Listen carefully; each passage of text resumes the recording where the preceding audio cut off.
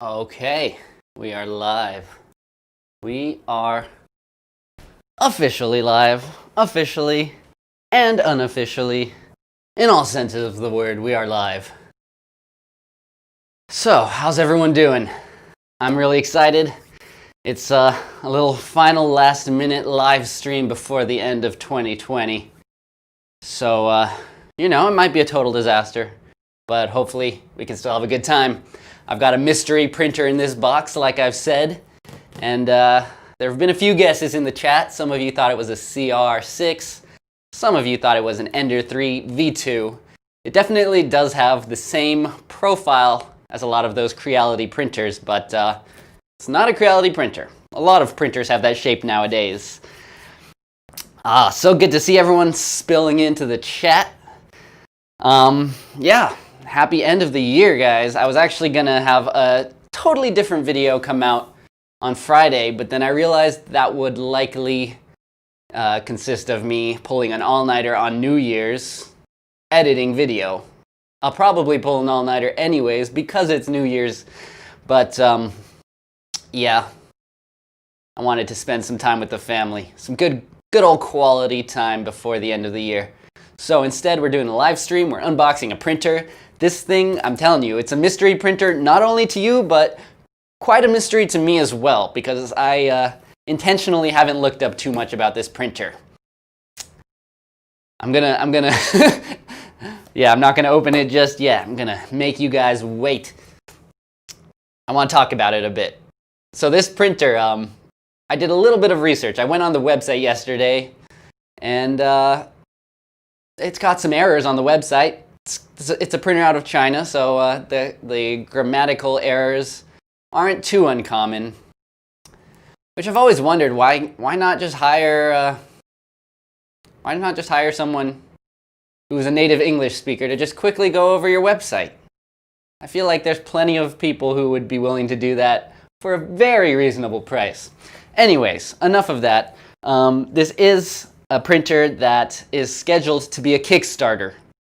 So, will you ever get your hands on it? Who knows? This isn't a promotional video or even a review. They sent me this printer. I'm unboxing it. I'm gonna see what it does.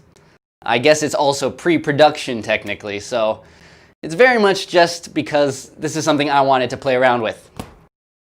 Still no guesses in there. I don't expect it. I haven't heard of this company personally. So this is a printer by a company called Atomstack 3D. Maybe you guys can tell me if they've existed. Maybe they've already done 5 failed Kickstarters. Who knows? But this printer is called the Cambrian. And the reason I was interested by it is because apparently this printer is designed specifically for printing rubber and other flexible filaments. Speaking of which, I've been hearing more companies talk about rubber filament, and I don't know if they're just trying to rephrase TPU or if there's a very definite difference between TPU and rubber. I know TPU is a thermopolyurethane? Yes, thermo meaning that you can melt it down, unlike some other resins and stuff. There's plastics you can melt, there's plastics you can't melt. Of course, filament you're gonna melt. All right, let's open this up. I'm rambling, and I probably already lost half my viewers. So, that's good. I only want to keep the real dedicated fans in here anyway, so I try to start my live streams off real scrappy so that, get rid of all the haters. Oh, I am trying to upgrade my live streams little by little every time. The latest upgrade today is that we have a longer cable, so I can move the camera and give you guys a good top-down view of this unboxing, because that's what it's all about. Hold on, let's put this back on just to get the whole experience. Oh man. Moving the tripod. This is the tripod song. Everybody knows that when the tripod song is on, you gotta sing along. No one sang along, did you? Okay, look at that. Fancy. Oh, so fancy. Get a little zoom. Make sure we're focused here. As focused as can be. Cool. Cool. Oh, another little thing. Let's see if this works. No? if I can set up my streaming software right, I can also have fun little pop-ups show up when y'all subscribe. I'm so bummed. I'm using XSplit to stream, and they used to let me play like custom noises when someone subscribes or super chats. And I was finally getting it set up, and now they updated it, and they only have like their default sounds. I really wanted it to just throw in a nice little cool every time that someone donated, you know. Doesn't look like that's gonna happen. Doesn't look like I can even get the pop-ups working right now. Well, like I said, one thing at a time. Today we got the longer cable. I'll get the super chats to work next time. All right, let's open up this Cambrian flexible filament printer. Another thing about this printer, oh, is the frame rate bad? Okay, I'll try to make two things better. Let's see if we can adjust the frame rate.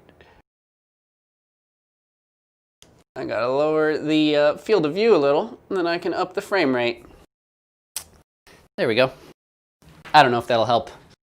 My internet connection, still not fantastic. That'll be one of the best upgrades when I can finally get better internet. Get on it, Elon. Get me some of that satellite internet. All right, so here we go. We're unboxing. First thing is the spool, but you'll notice this is an interesting looking spool. It's actually a very beautiful spool. I quite like it. But I don't know if you can tell from back there, but this is 2.85 millimeter, often known as 3 millimeter filament. Not the standard 1.75 that just about every printer has nowadays. No, this is the old school 3 millimeter filament. And the idea with this printer is actually that apparently you can print with both 1.75 and 3 millimeter filament. That's pretty cool. And the reasoning is that the 3 millimeter, I guess, is better for flexible filament. Makes sense, because the thicker filament means it's less noodly when it's getting pushed into the hot end. So hopefully it can get better extrusion. But yeah, that's crazy, right? Two lengths of filament. So you can do rubber and flexible filaments with 3 millimeter and regular PLA ABS with the 1.75 millimeter. That's kind of what piqued my interest and why I jumped on this printer before actually knowing whether it's any good. Lately, I've been trying to hold off on so many printer reviews because there's plenty of channels doing that. But I figured the unboxing is kind of fun. It's a great opportunity for me to chat with y'all, which is something I don't get to do too often outside of the Patreon Discord. All right, so I've started unboxing. We've got a toolbox here. Looks decently nice. It does come with the, oh, what is this? I thought it was a screwdriver, but it's a straight poker. So I guess this is for pushing through any filament that gets jammed in there. I don't know if that's wise or if that just means I need to anticipate lots of clogs. Again, we are working with flexible, so maybe that's just inevitable. Let's zoom in a bit here. So we got toolbox. They have the same weird scraper that Snapmaker uses. You guys might have tuned in for my last live stream, which was Snapmaker. And yeah, this scraper, it's nice, but it's kind of weird. It requires you to kind of swipe to the side instead of just going straight forward like that. Maybe I'm not used to it, but I'm more of a fan of just the standard straight scrapers. Seems just kind of finicky using this little one with the handle can be bent if you push it a little too hard. I need tools that can handle my chaos and aggression. All right, we've got Allen keys. We've got some wrenches. No, these aren't wrenches. What are these called? For taking off the nozzle. And our clippers. And a wrench. Cool, so it should be everything we need to assemble this printer. It's always nice when I don't have to break out the toolkit. All right, in this box, looks like we have a touch screen here. This looks quite nice. Although it doesn't have that satisfying peely plastic on it. That is a big problem for my enjoyment of this unboxing.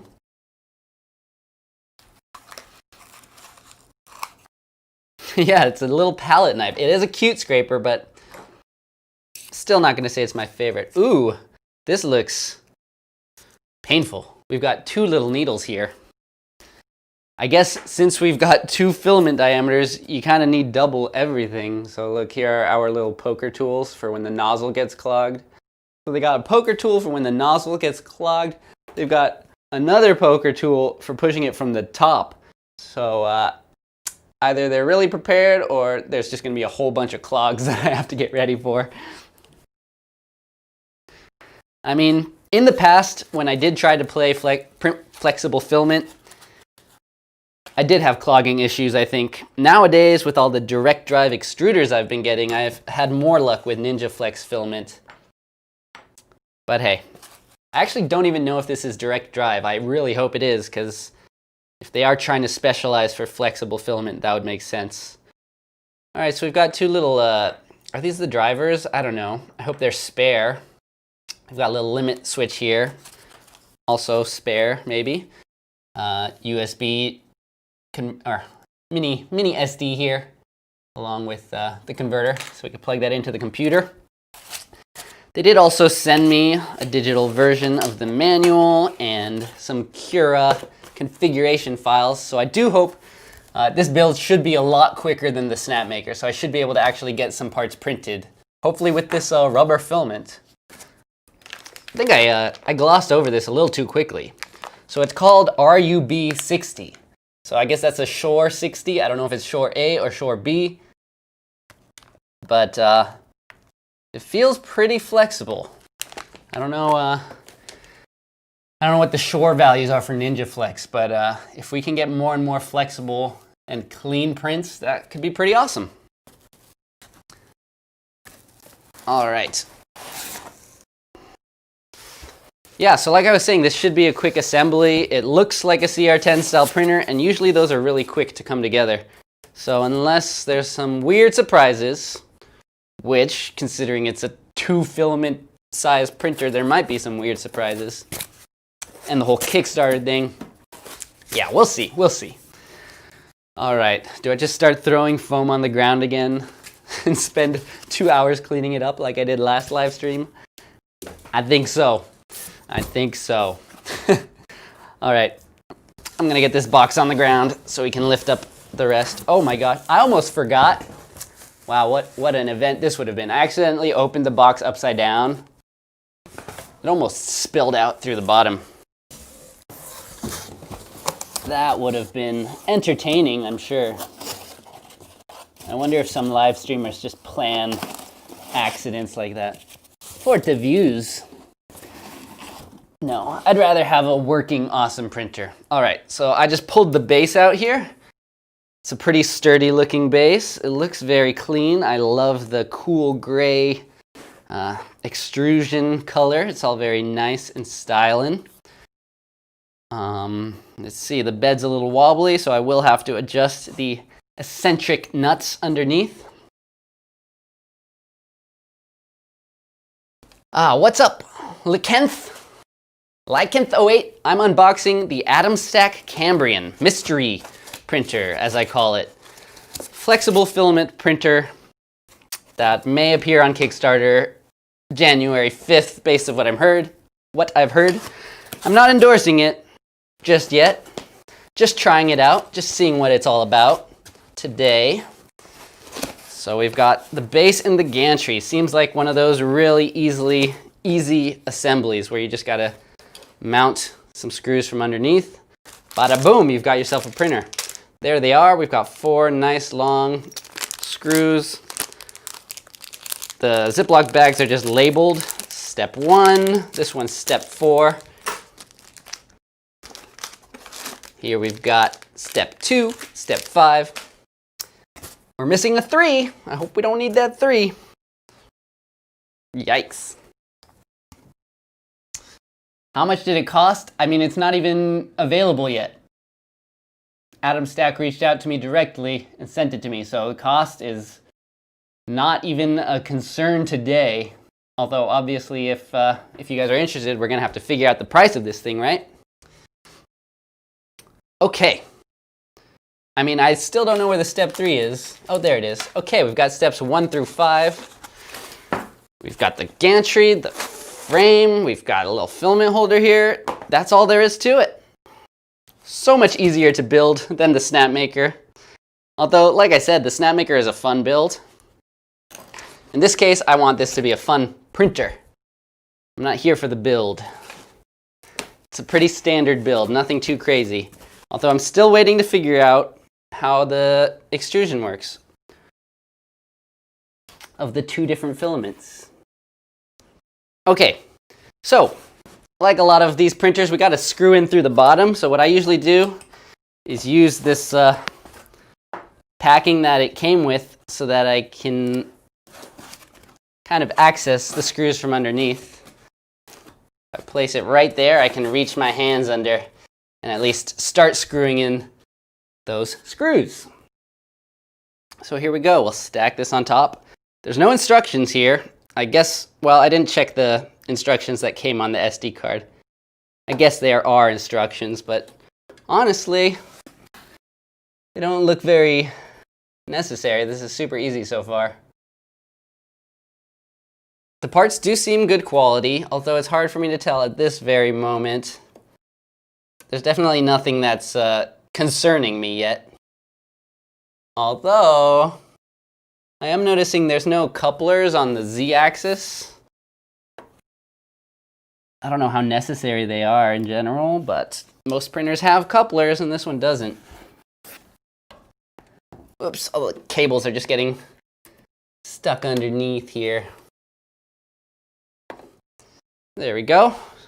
It stands on its own, but it's a little risque, so let's go ahead and get those screws in there. Alexander, I will not sniff it, but I can tell you from a distance, there's no terrible scents coming off of this machine. All right, so here we go. Let's see if I can feed these screws through. There's one. Oop. So this thing has ribbon cables all around, very similar to the Sidewinder. A lot of people were complaining about it on the Sidewinder, saying it is not as robust as using other cables. But I haven't personally had too much problem. I think my Sidewinder originally had some pins bent on one of the ribbon cables, which that's not good. But I noticed it and resolved it. In this case, everything was packed really simply and looking good. Ooh, almost dropped it again. Do the parts move smoothly? I haven't done too much movement yet. I'm still just trying to get these screws in.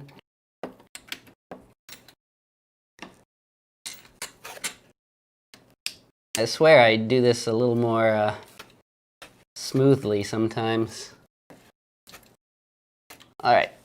There we got 2 of them at least, barely hanging on. So now I can kind of bring this off to the side. That makes it easier.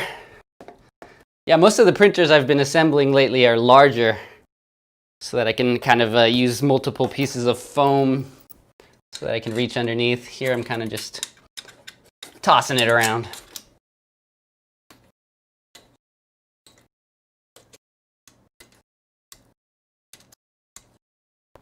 Hey, HP Biz. Thank you for your Norwegian kroner. Now I have to go to Norway, I guess. Thanks for joining the stream, man. And congrats on your insane giant Lego helmet. Sir Pigsalot. Do I think the longer LK4 is a good choice for a beginner? I'm not familiar with that machine. Is that a resin printer? Because then I definitely can't give you advice. I'm just way too messy to use a resin printer. All right, putting this on its side so I can do these screws a little more easily using my nice Bonhus Allen wrenches.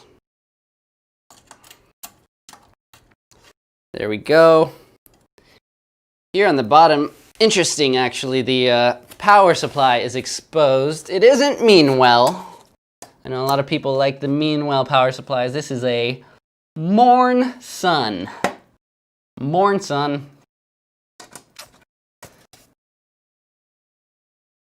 Made in China, unsurprisingly. Never heard of them.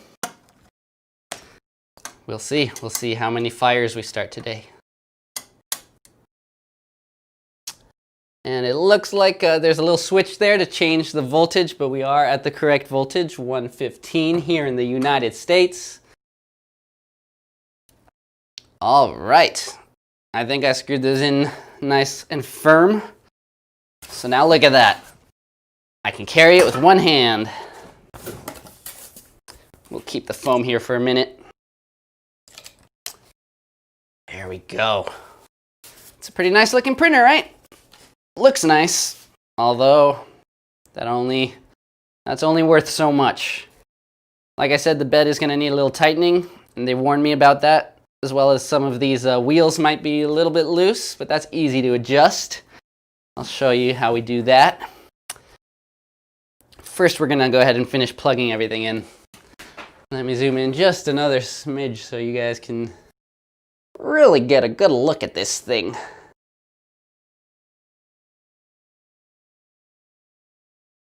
I mean, between this and the Snapmaker A350, I gotta say, printers are getting more and more attractive. It looks nice. We just gotta mount the head on there. Hold on. Like I said, I'm doing this without instructions. This is gonna go into the screen though. I mean, it's similar enough to other machines that you don't really need instructions. I forgot there's steps on the bag. We're at step 2. Hey, I'm glad you think this is a live stream. A nice live stream. It is a live stream, and if it's a nice live stream, even better. I'm still getting the hang of these things, honestly. But I think it's fun. No one's being forced to hang out here, so I don't think there's any harm being done with these live streams. All right, let's plug the screen in. Just a simple pepperoni. Just a simple pepperoni. I like that, pepperoni. I just invented a new slang, guys. You're gonna hear it all over the 3D printing world. 2021, it's all about pepperoni. 2020 was year of the Karen. 2021. Year of the pepperoni. I don't know what that means. Don't ask any questions, because I cannot explain my stupid reasoning. All right, got the screen plugged in. That was step 2. Let's open up bag for step 3.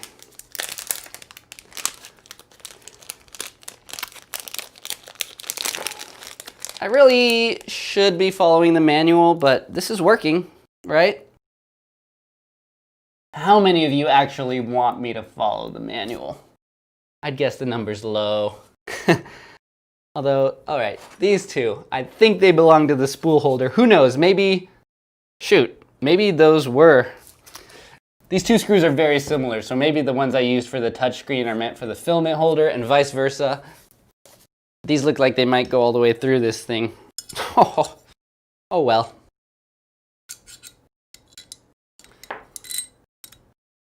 And which way does the filament holder go? I don't even know, because I don't have a picture of the thing. But I guess it's going to go facing forwards,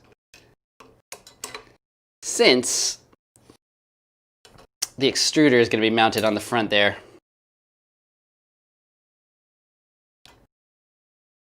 Oh, is it stopping me from screwing it in further?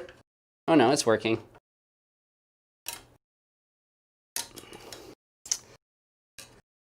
Oh, sorry, I'm kind of cut off on the screen here. Print a big triangle.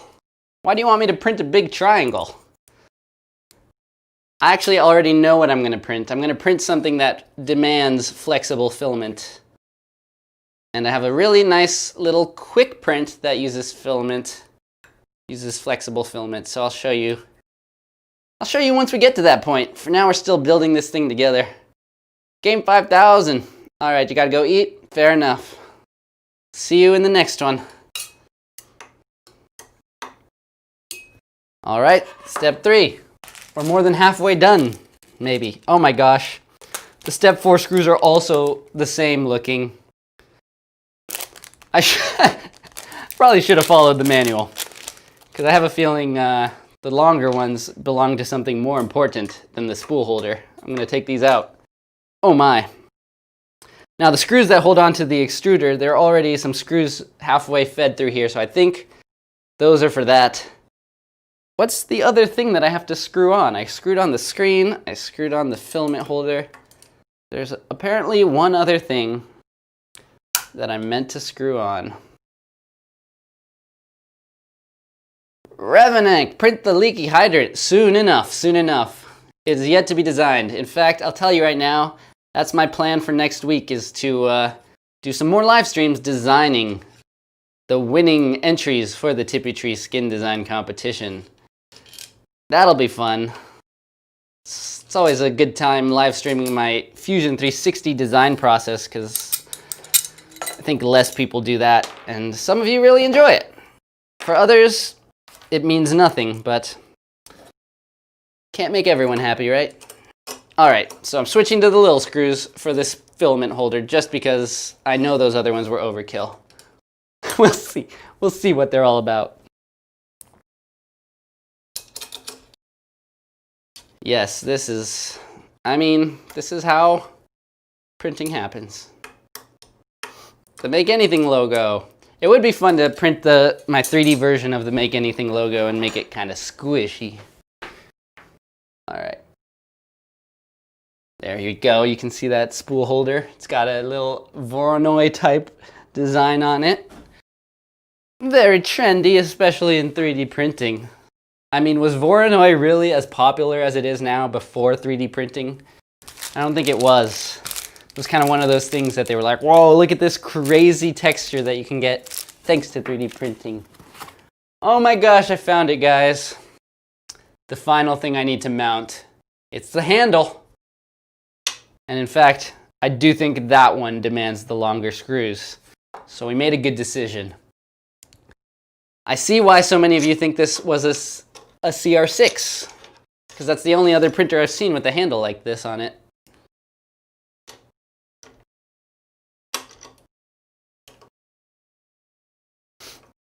Jack, I have not tried printing the Tippy Tree leaves in flexible filament, although maybe that's something to try as the second print if we have time. Although those leaves actually take longer than you'd think, so I might not have time to do that all in one stream. I am curious to see the speed we'll be able to print with this thing, because normally you have to print quite slow to pull off really flexible filaments. Whether they've taken care of that with the Cambrian here is what we're going to find out.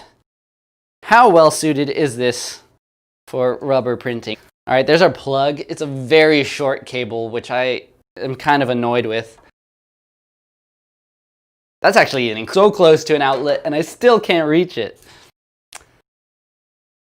Well, we're going to have to pull it back like that. But we're not plugging it in extruder, right? Probably a good idea to have an extruder first. Let's fix the wobbly bed first, actually. So if you guys haven't assembled your own printer, or maybe you have, but you never even realized it, but just about everywhere that you have wheels rolling along a track, there are some eccentric bolts, which are basically off-centered bolts, so that if I rotate it, it adjusts the tightness of the wheels so that there's no wobbliness. So there, I can turn it just a tiny bit, and this wheel will slowly grip onto the track.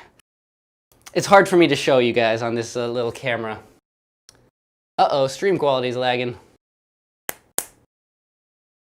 Yikes.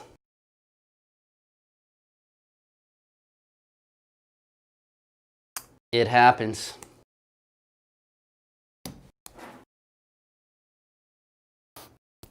Can't help the lag. Can't help the lag. But anyways, I'll go ahead and keep on tightening these eccentric nuts. I don't know if it's eccentric or eccentric. But anyways, it's a quick task. With that, these are now tight. And there's also ones right here holding the bed. So as you can see, it wobbles. Actually, I'll give you guys a close-up of this because it's pretty clear what's going on. You can really see the wobble.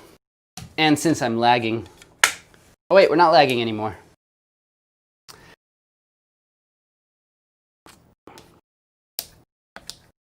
One day I'll have a lag-free stream, I promise you.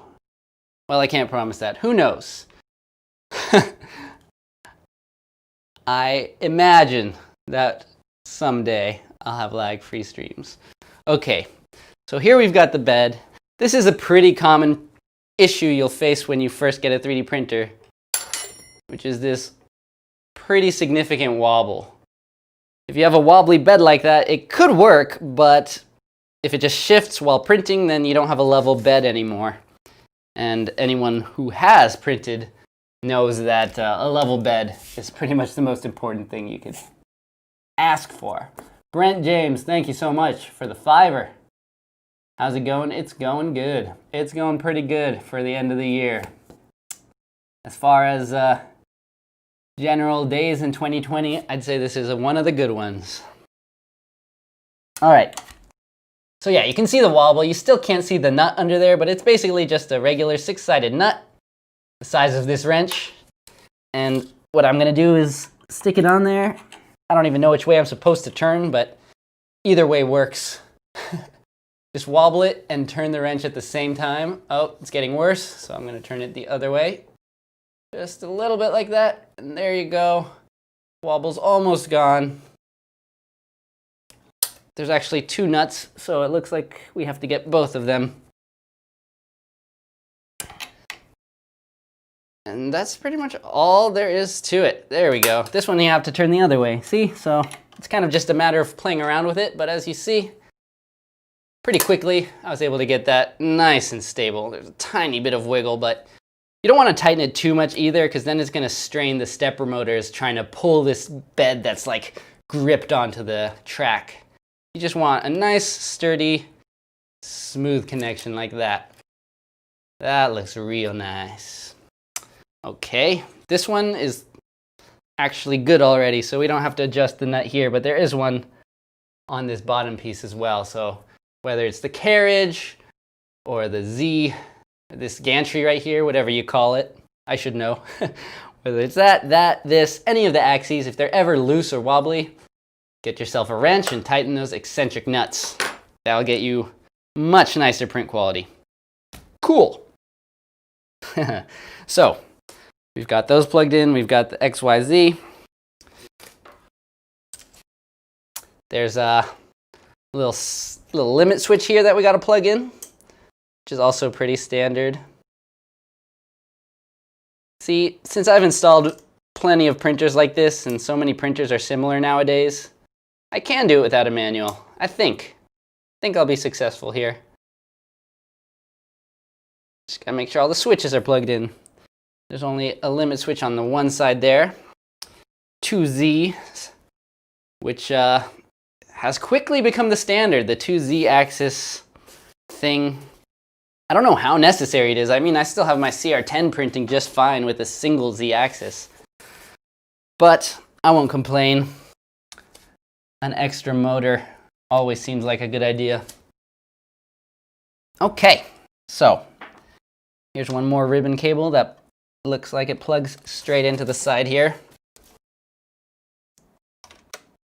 Let's plug that in. So yeah, with the ribbon cables, I mean, it is a bit finicky in that you do want to make sure that they're lined up correctly and that you press it straight in, otherwise you might get a short circuit. But once they are in there, and as long as the cables are nice and well arranged, I think the ribbon cables are pretty nice actually. This one is giving me a little trouble getting in there.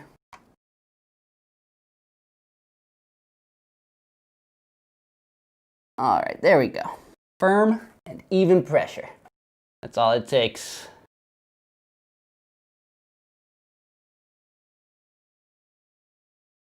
I should make a podcast. You know, there's so many 3D printing podcasts that have just popped up. I mean, I guess podcasts in general were kind of the trend for 2020 for obvious reasons. But I don't know. I think I might be a little late on that if I wanted to do a podcast. I could probably just jump on some of the other podcasts that are already out there.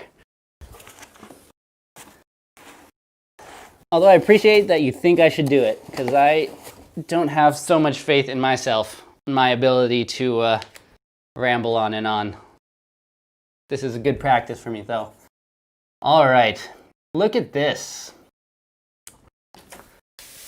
So we do have two separate print heads. This is the PLA 1.75, and here we have Rub 2.85. I don't know if you're just supposed to call that Rub or RUB. You don't call PLA PLA. What do you think? Rubber filament? Do I call it Rub or RUB? Or should I just call it rubber filament like a normal human being? These are pretty beefy. Pretty beefy. I think I'll give you guys a close-up on this as well. Since I got the long cables, might as well. These are some interesting hot ends. They do look proprietary to some degree. It's not quite like any other I've seen. Which does make it a bit risky if you want to invest in it as a Kickstarter. I'm not sure how much I would trust a Kickstarter to do their own completely new stuff. Anyways, there you got the Rub, Rub-a-Dub, and the PLA. Maybe I'll just start calling it PLA PLA. I've been printing a lot with PLA lately, and Petug, PLA, and Abs. And now we're starting to print with some Rub. It's funny how once you get into any hobby, eventually you start speaking a foreign language. Taryn, thanks for the super chat. No, I won't show my feet on stream. I'm wearing some ill-fitting socks at the moment, so it's very unsatisfying. There's some kind of residue here where the intake fan is. Not sure what that's about. It's only on the PLA one and not on the rubber one. Just looks kind of used and gross, but I guess it's a review unit, so it probably has been used a bit. There's something wiggling around a bit in here too. That has me a little bit worried, but I can't tell what it is just yet. Oh, here we go. The whole housing is wiggling a little bit, so I think it's just this casing that's loose. We might be able to tighten that here with the Allen keys. Yep, sure enough. Just a little loose.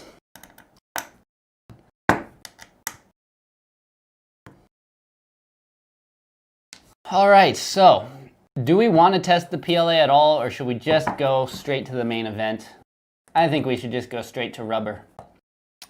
I do. So that's what we'll do.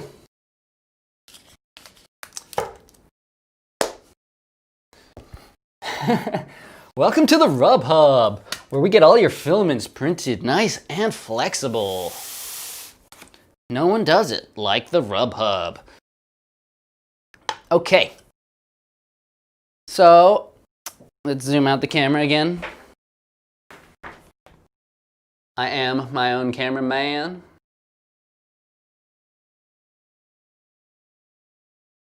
It's working though. Live stream format, right?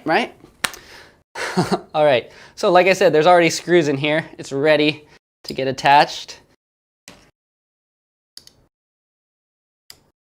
So yeah, 3 points of connection. All you do is screw it straight on. Now, that does bring one thing into question.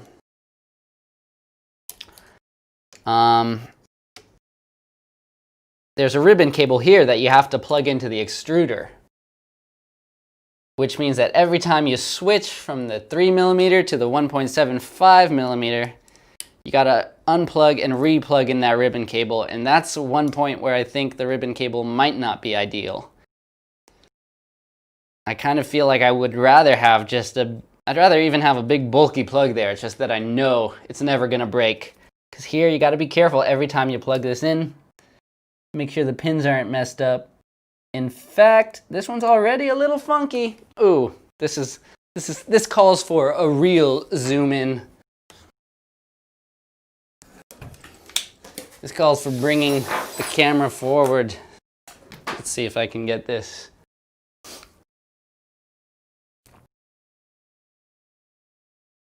Do you see? Oh man, I don't know. Oh, here we go. I can use my little zoom in thing. Look at that top pin. You see that? Do you see that top pin? Just a little bit of messiness on the top of it. And that's what I was talking about. That could cause problems if you don't notice it and try to unplug and replug this thing a few too many times. Shame. For shame.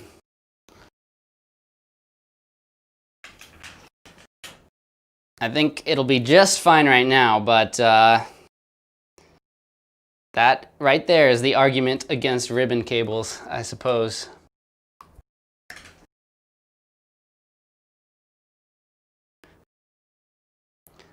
Like I said, it never really caused me much of a problem with the Sidewinder or the Genius because you don't have to unplug and replug it, but this exact case, I don't know. A little bit of a yikes moment there. We'll see, we'll see. All I really can do here is kind of just unbend it with my fingernail as much as I can. Try to flatten it out. Try to make this thing not dead on arrival. Yeah, I mean, it's not like it's touching one of the other pins next to it, but let's see if it slides in still.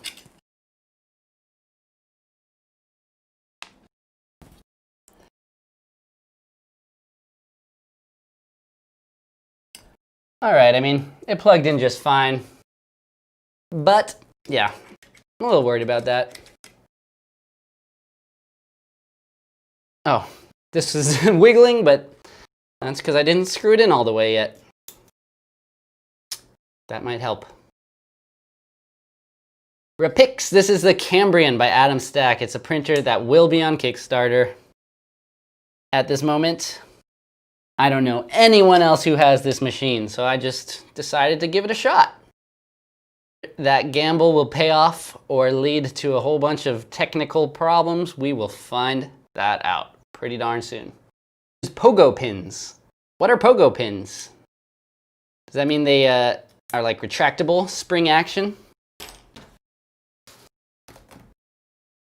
Not sure. Anyways, for now we're gonna have to deal with these ribbon cables. Sorry, am I lagging again? Yikes!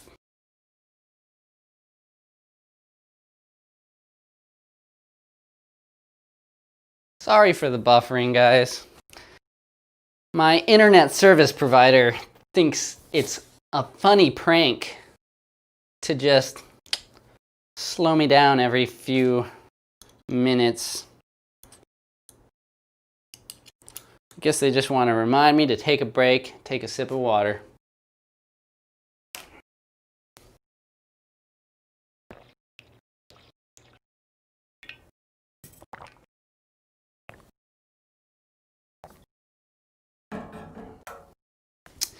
Yeah, I think I agree. Just about any kind of plug would probably be a bit better for this situation. The good news is it's easy to mount and dismount this extruder head, so switching between the different sizes shouldn't be that tricky. You just gotta be careful with the cable. All right, I think that's it. I think we should be able to plug this in and get it running. Pretty nice, right? Not too much work. I do want a longer cable. I'm gonna go steal a longer cable from one of my other machines, just so it's a little bit easier to film. So I guess that's 2 strikes, ribbon cable and short power cable. I'll be back in 3 minutes, folks.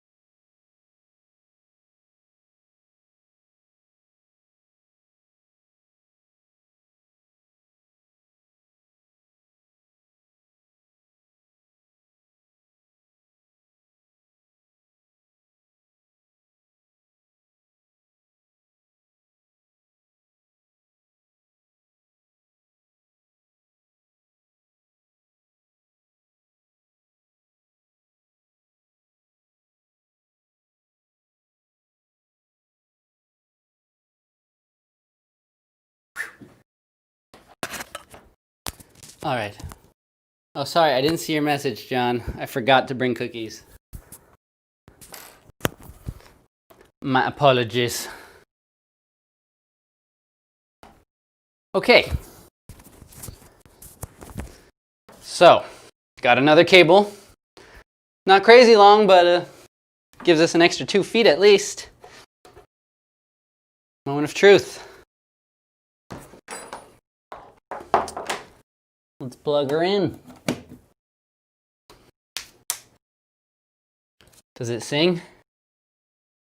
Or does it not even turn on? Oh no, it's on. It says it's on. It beeped. Oh, that's funny. I just couldn't see the screen from this side. It's on.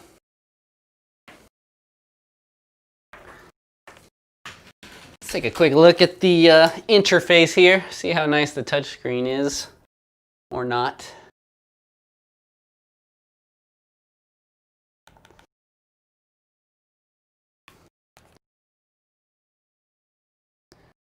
Alrighty. What am I doing? Ah! That's not close enough for you to see anything, is it?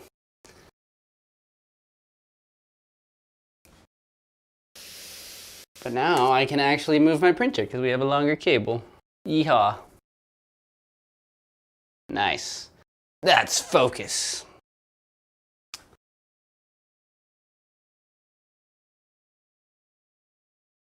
Alrighty. So we've got a restore factory settings, travel resolution. So they did mention something here about the travel resolution is different, whether you're printing flexible or PLA, or rather whether you're using the 3mm or the 1.75mm connection. So right now it's set to 540 steps per millimeter, which I think is the right amount. I will double check that, but not at this very moment. Maybe we can start printing and find out the fun and exciting way, which is to just go for it. First, let's try moving. Here we go. Oh, look at that. I forgot to plug in something. What is this? The X direction. There we go. It's the fan. Now we have fan power in the extruder. See, I can assemble printers. All right, it works just fine in the Z direction. Nice and smooth. This is a very quiet machine so far. We'll see once it starts printing, but definitely is smooth and buttery. All right, let's home it.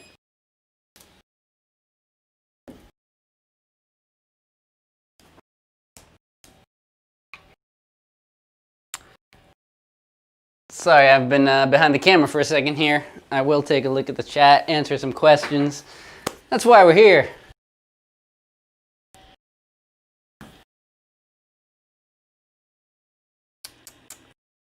Hey Ditzy, in Germany. Guten Tag, guten Abend. I don't know what time it is over there.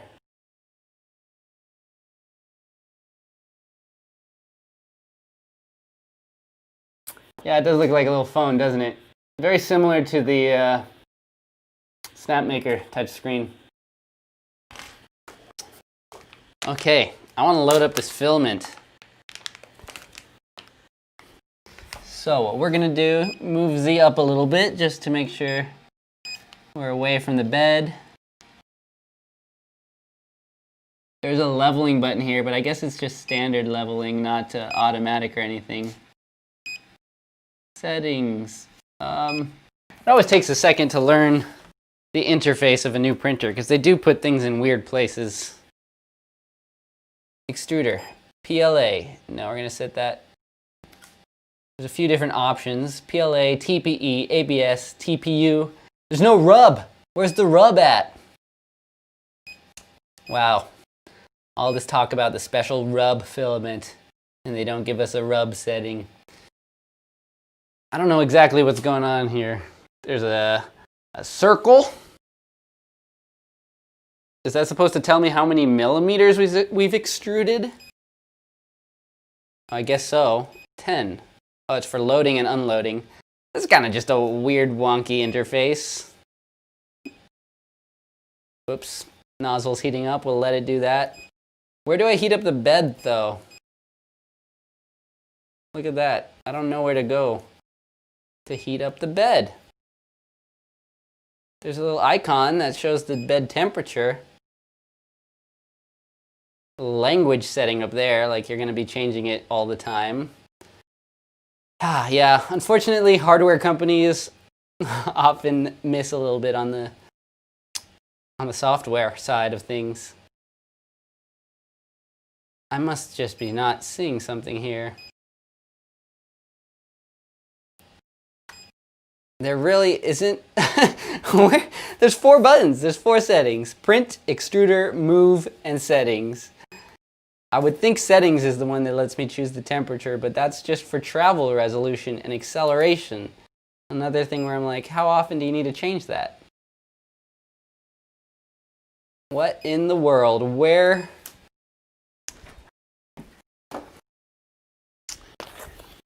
You see, folks, this is normally the situation where I'd get your help in the chat because you all have run into these problems before, but since no one else has this printer pretty much,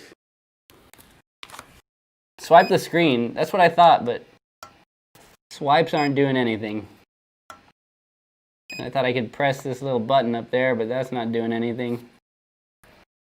Did I not plug in the bed? No, it's already plugged in. It arrived plugged in. There's definitely a heating unit.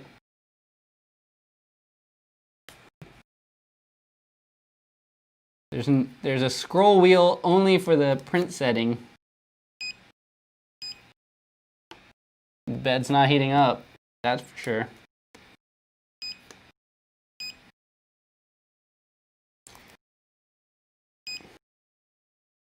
Okay, well, I guess maybe you only set that through the slicer. That's really weird because I was hoping to heat it up a little bit before doing the leveling. Because some would say that helps you get more accurate leveling. Look at this cool color changing light though. Heyo, we got multicolored light. Is that more important than a heating bed? Not really. So we're going to want to work on the interface Atomstack. Let's see what happens if I plug the SD in.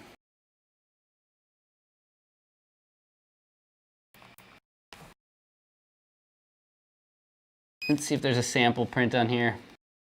No.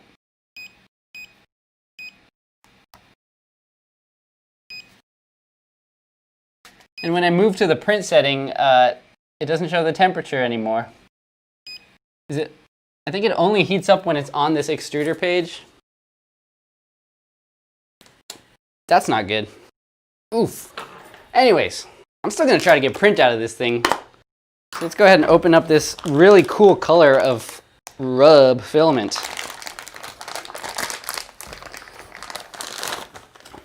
So apparently this stuff prints at 200 to 220 Celsius with a bed temp of 50 to 65. So we are gonna have to heat that up. And, oh man, you see this? This is indeed flexible. That is a gummy filament. Actually, I have a backup of some Ninja Flex Semi-Flex, and in comparison, that's probably like 5 times more stiff. This is Semi-Flex. It's not the most flexible Ninja Flex, but this feels way more flexible than any other filament I've used. Could be exciting. So let's load that in. There's a little spring clamp here. It's very loose, but let's see what happens if we, well, let me get some of that tape residue off the end here. There's no wheel to feed it in or anything. I think you have to use this little load command here.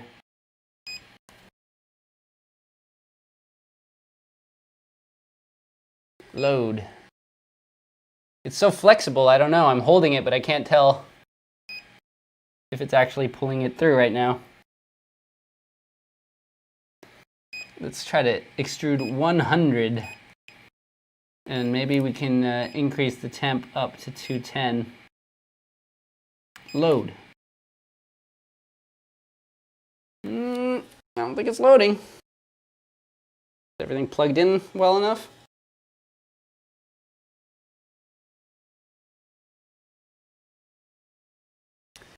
It is so quiet. And whoever was asking about smell earlier, it does smell now.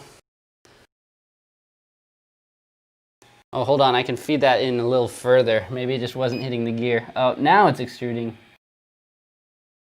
Whoops, I might have hit that. I might be extruding like 300 millimeters right now.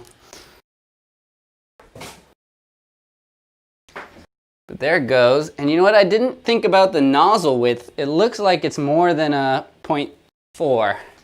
Looks like it might be a 0.8 or even a 1 millimeter extrusion, which is pretty crazy. Sorry, don't mind me.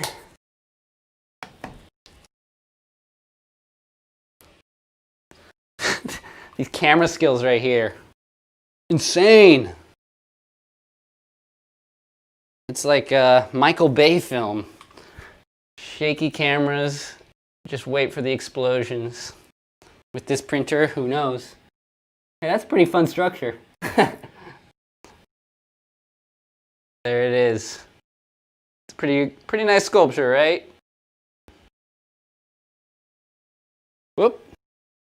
Oh man, so weird. This filament, it's like still squishy. I can still mold it. Sorry, my focus is terrible. Look at that. It's still soft and still hot, still moldable. So this is different from like the standard flexible filaments I've tried before. Kind of still comes apart.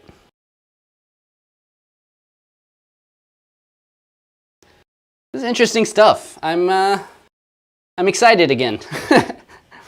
This printer had me a little bit worried, but I think we can get something cool from it.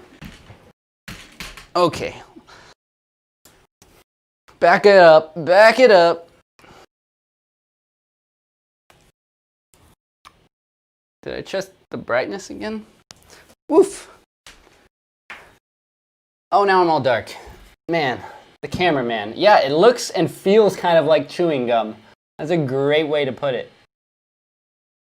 That is pretty interesting. This stuff is so flexible, and it seemed to extrude really well there.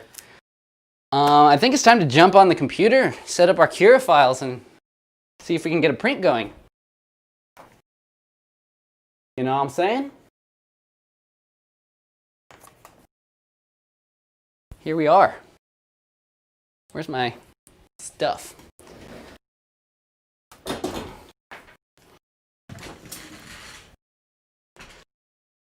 I've got a green screen on my shirt here, so that's what the cool action is about there. Interactive t-shirt. Is there an SD slot in the front? Oh, you're right. There's an SD slot on the screen and on the front. That's what happens when you work from behind the printer the whole time.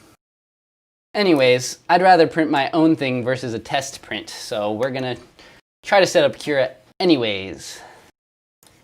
And speaking of which, I actually just installed Cura on my computer a few minutes before we started this stream because I usually do it on my Mac, but we're on the Windows computer right now. So let's go ahead, open up Cura, and we will see if we can get this set up nice and quick.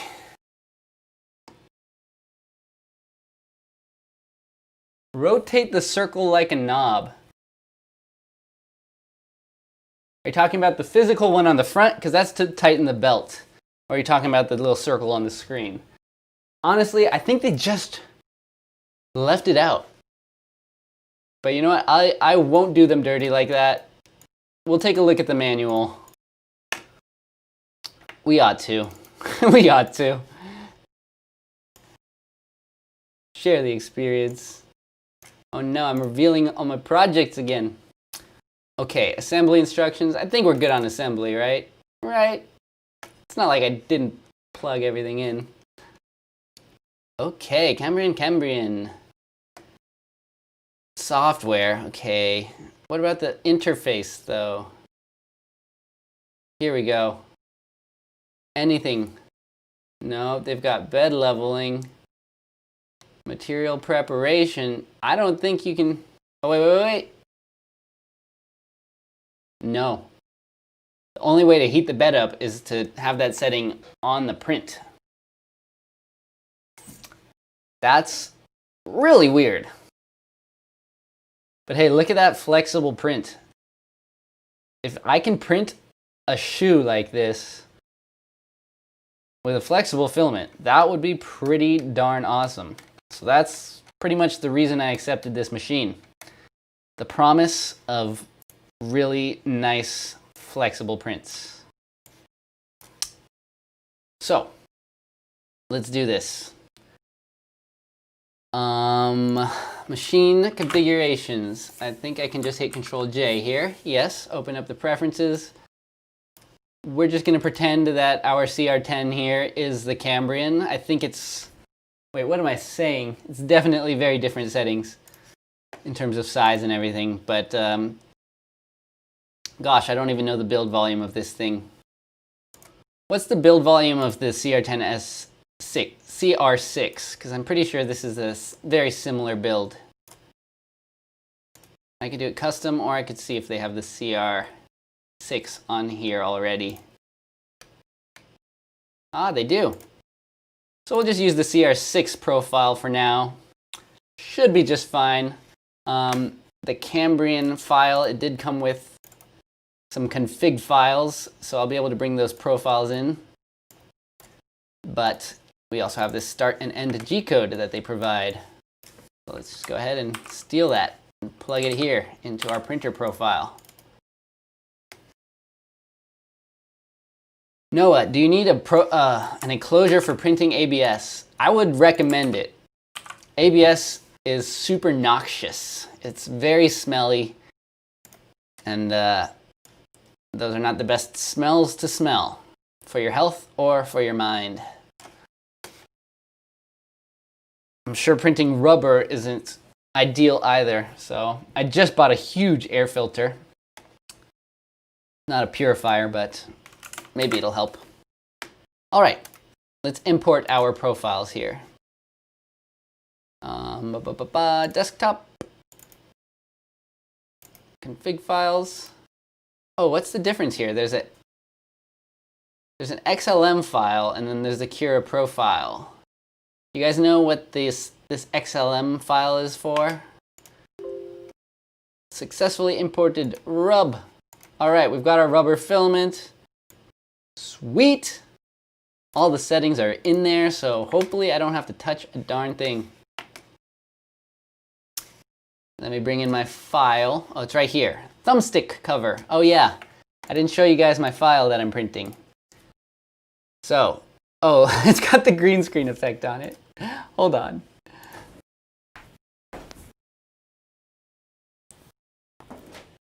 Don't unplug my mic. Oh my gosh.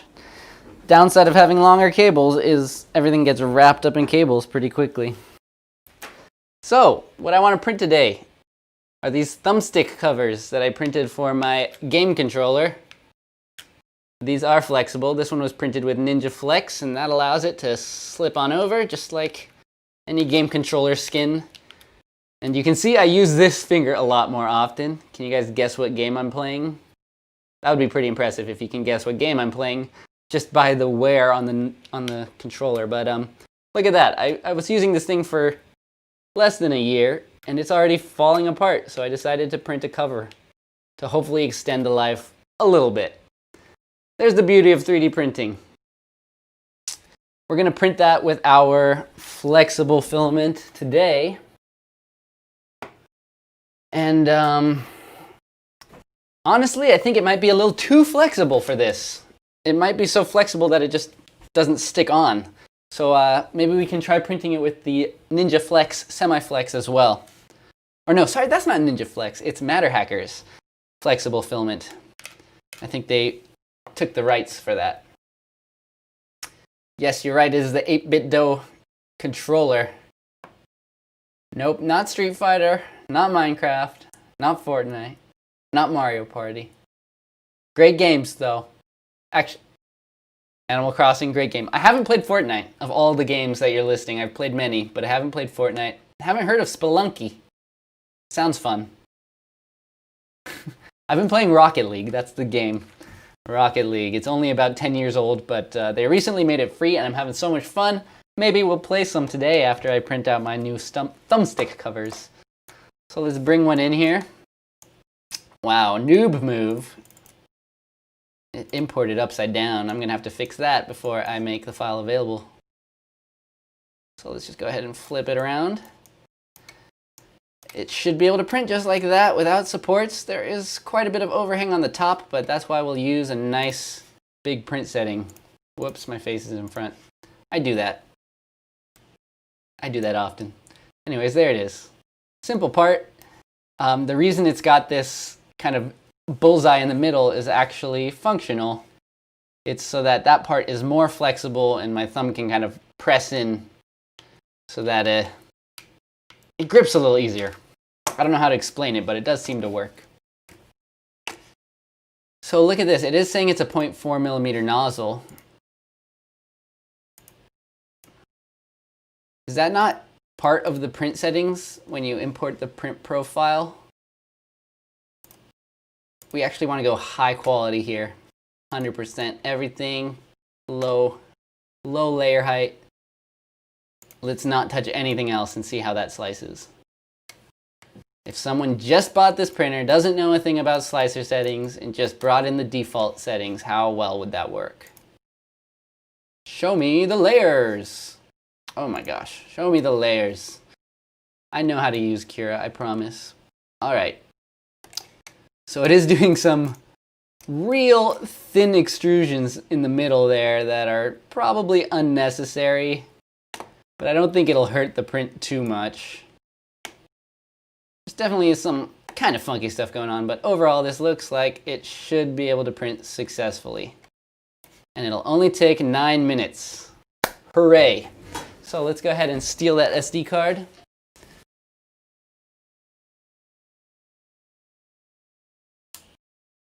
Come on.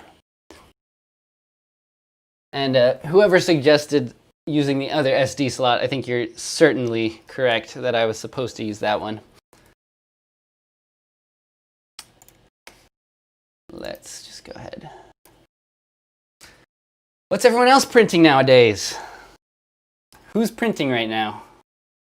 And what are you printing? It's always cool to see what everyone else is up to.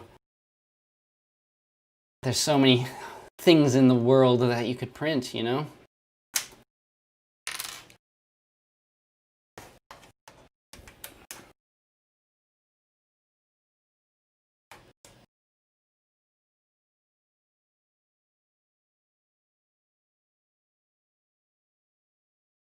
Oh no, it doesn't recognize my USB. No, that's fine. Well, actually, it's not fine because we need to use it to put the file on the computer, on the printer. Okay. So here it is, and sure enough, there are already several test files that come with it, including our rubber. They're all rubber. So I'm guessing that the setting on there for the E-steps is already set for rubber. Fingers crossed. Nozzle size. I am still a little bit uncertain about the nozzle size. Let me take another quick peek here, see if I can see anything.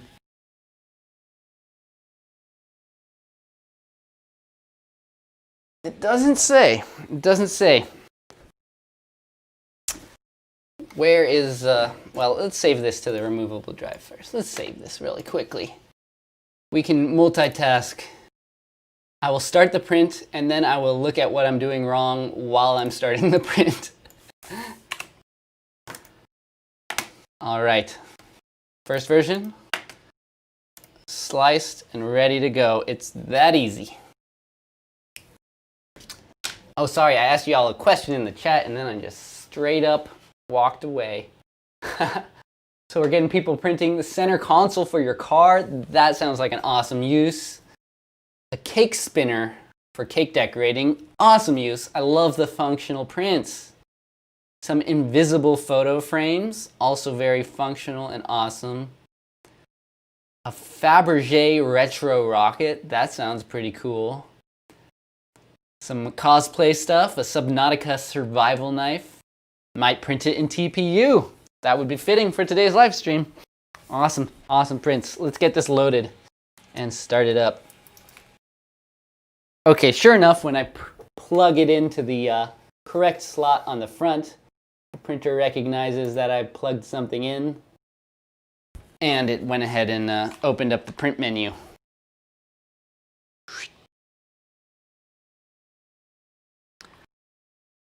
So, you guys don't have to see the fine print, but basically we've got a list here of all the files that are on the printer. It already has the shoe file on there, actually, and a mask cover. And there's a left and right shoe. I can print some shoes right now. How crazy is that? No, let's start with a nice simple print. This little tiny thumbstick cover. When I select it, it gives me some settings here. I'll let you see it real quick. It is kind of different from other printers. See that? Tells you estimated filament usage, which is nothing in this case. I don't know if that's just because it's such a small print. It's got part size, just a few centimeters, millimeters in every direction. Yeah, anyways, let's set it to go. Hit go, and yes, now it is in fact heating up the bed and the nozzle. Estimated print time, 9 minutes. And look at that, advanced settings. Advanced. I love it. I love the typos. I know I shouldn't, but I love the typos. All right, so it's heating up. I am kind of upset that there's no manual feeding grid here, because I pretty much always like to squeeze out a little bit of filament before it actually starts printing, just to make it start a bit more cleanly.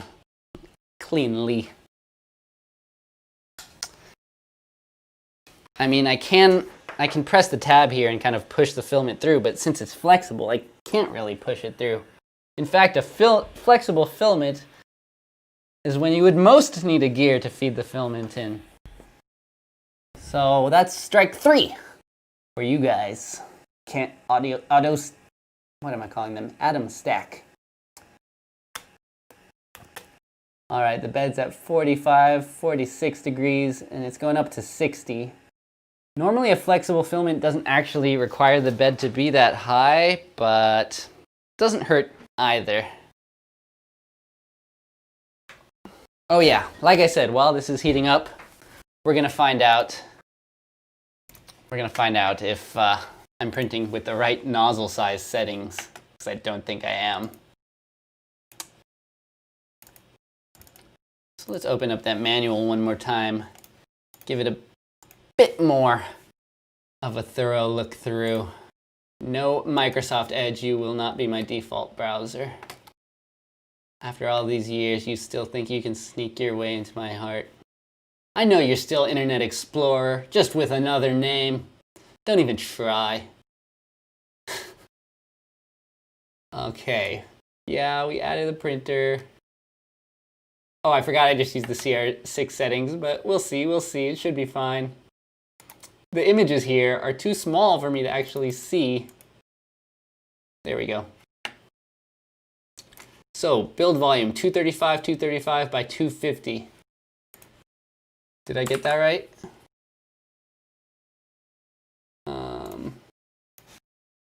Oh, print's starting. Guess we'll just find out. Guess we'll just find out. There it goes. Let me just get out of focus right at the moment of truth. Looks like, oh my gosh, it's about 3 millimeters off the bed. Doing a fake purge. Oh, no wonder. I forgot to do leveling, guys. I forgot to do the leveling. That was all me. Although it isn't extruding still, which is kind of weird. I didn't level it. Silly. This is what happens on live stream. You just forget the obvious things sometimes. So we're gonna go to move and hit leveling. It's auxiliary leveling, so we'll start at point number 1. This didn't come with any leveling tools, but as many of you know, all you really need is a piece of paper to slide underneath. And I should have a piece of paper. I've actually got a little leveling gauge. Let's do it properly.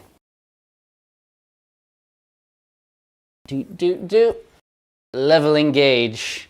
So this is just a single piece of steel that is something like 0.16 millimeters thick. Some printers come with that so that it's a little easier to level correctly. This one, as far as I could tell, did not come with any sort of leveling solution. And yeah, let's get a nice low-down shot. I think you're going to want this anyways once we start printing, so you can actually see what's going on at the hot end. Adjusting the tripod again, just like I do, seemingly to no end. All right, so now we just gotta turn the screws. A lot.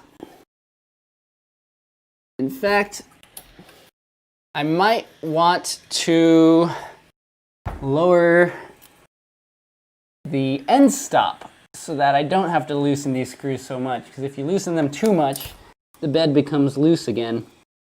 But anyways, for now, let's, oh yeah, see the screw got completely loose for me to actually lift it up enough to reach the nozzle. This thing's also loose. That's just a screw I have to tighten. But anyways, the troubles begin, huh? This was supposed to be a quick and easy install, but is it ever really? Is it ever really? Let's back it up again. We'll get there, folks, we'll get there. The oof is medium sized at this point. It's not a big oof yet, I don't think. Although, you may disagree. All right, so. Uh-oh. Yep, I feared so much. The oof size is growing, guys. The oof is expanding. So the limit switch, I won't bother to reset the camera, but basically it's it's screwed in a way that you can't adjust the height. There are like actual threads built into the machine, and the limit switch is screwed in, so it's set at that height. So what does that mean for this? Can we in fact raise it enough? I guess if we raise all of them at the same time, it might work. I was so close. The print was about to begin. I was about to get some awesome accessories for my game controller. All right, you know what? Looks like it's gonna be just enough. And I'm just gonna do the live leveling style, actually.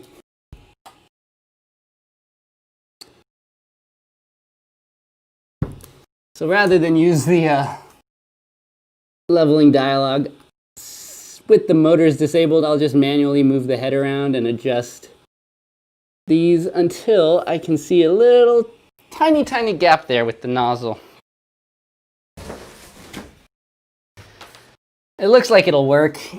You just kind of have to raise all the corners at the same time, otherwise it won't work. Still might not work, actually.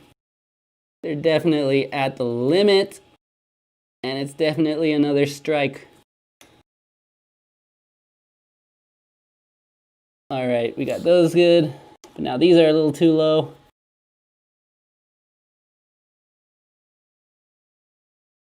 I gotta say, it's crazy how quickly a heat bed will heat up the entire room. I'm feeling it in here.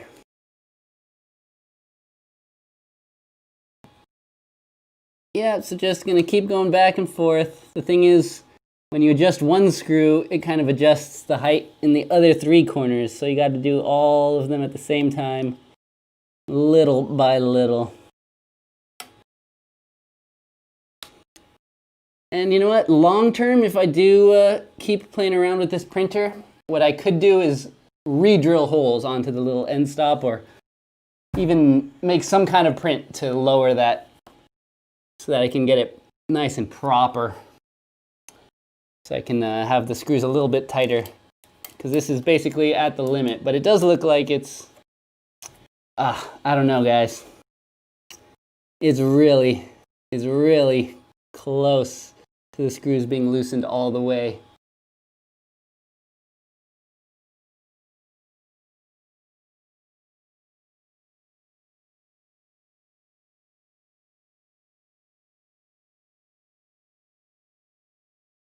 Okay, that looks so close.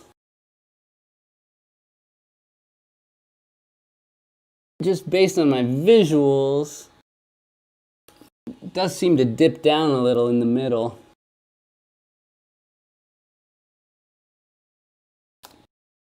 All right, I'm gonna try it. It's at least leveled enough that once the print starts, I can probably adjust it. And because it's such a tiny print, I might not even have to. Let's try that again. Still heated up. Let's extrude it a tiny bit more, just make sure it's still extruding. Maybe it got clogged already. Oh, it has to heat up again.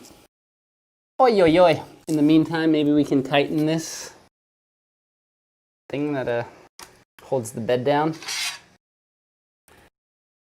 Oh yeah, that's a very easy fix. There's just a little Allen screw here we need to tighten. Except I lost the one sized Allen screw that I need, didn't I? All right, we got this thing.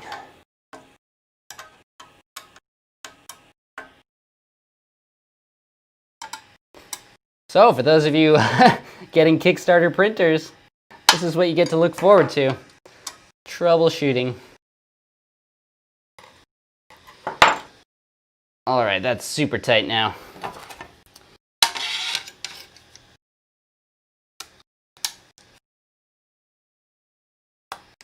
Kind of a weird system, but it holds the bed down well. We got an ultra base style bed here. Very popular now.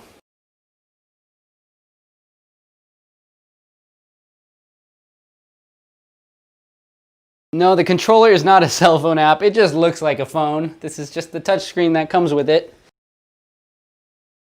If you see it from the side, you'll see it's a lot thicker than a phone. Yeah. There it is. Let's see. Load.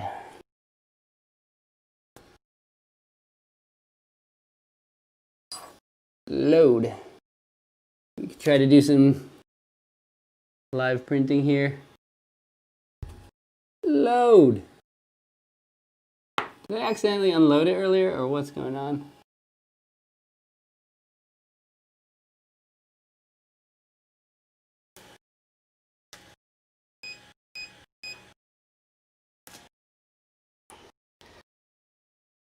Better not be clogged right now.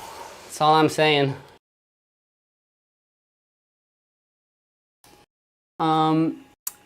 Game Boy, how big can you print on it? This is a 235 by 235 by 250 millimeter build volume. That's a pretty reasonable size.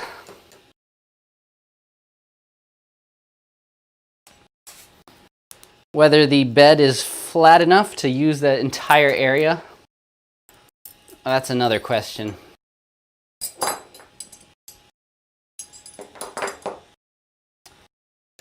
Yeah, I shouldn't compare this too much to the Snapmaker screen, Brody, because the Snapmaker design is definitely a lot nicer. And I also just installed the touchscreen option for the Sovol SV03, which is also one of the nicest touchscreen interfaces I've used, those two. And that makes these ones that aren't quite so polished look a little more sad in comparison. So I'm loading and Filament's not coming out. Oh, you know what? Other thing. I realized that I can actually know the thickness of this nozzle by measuring the little needle they provide for getting clogs out. So it is in fact a larger nozzle. I am going to have to change my G-code for that print. Okay, let's do a sample print then. Let's do it. Let's follow the rules and standard procedure for once. But I'm going to see if this is in fact a clog, because it doesn't seem to be responding.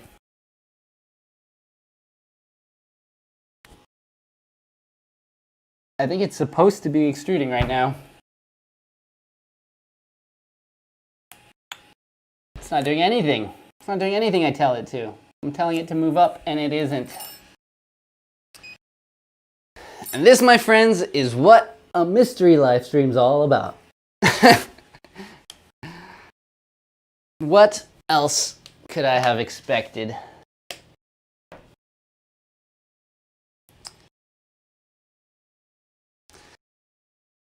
All right, I'm just gonna turn it off and on again. The tried and true method. I think we might have to do some well, maybe it wasn't clogged then. Maybe it just wasn't responding. Not that that's a great thing to happen, but it's better than a clog, that's for sure. All right, let's just do the little Cambrian lattice. A lattice actually sounds very difficult to print with flexible filament, so hopefully this is an impressive sample print. Something about this printer has to impress me. Otherwise, it might have too many strikes. So far, I'll say the finish, the overall look of it, the build, is pretty nice. Visually, it's better than it actually is, I think, because there are definitely some little issues. Like being able to adjust the Z-stop is something that should be possible.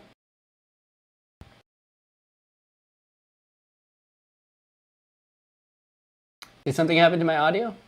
No, we're good. Do I prefer click wheels or touch screens? In the past, I preferred touch screens. Leftover beefcake. In the past, I've definitely preferred the click wheel because it worked, and touchscreens have been kind of finicky like this, but when it's a good touchscreen like the Snapmaker 2 or the Sovol touchscreen upgrade, those have been so nice. And then, of course, there's some real advantages to a touchscreen. Way more information on the screen. So we're almost at 60 degrees. The bed is almost ready. We might get a print.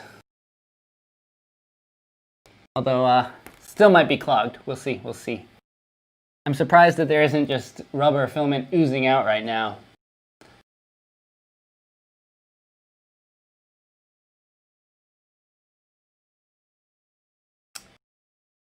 Verd Veralt, can I make more 3D pen videos?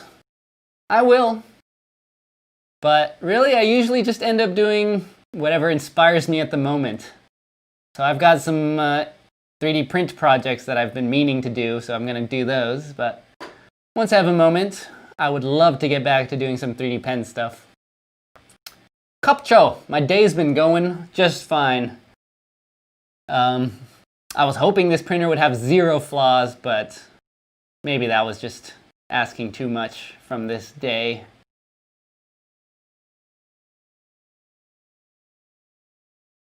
Edwin, yeah, touchscreen with a scroll wheel. Best of both worlds. I wouldn't complain.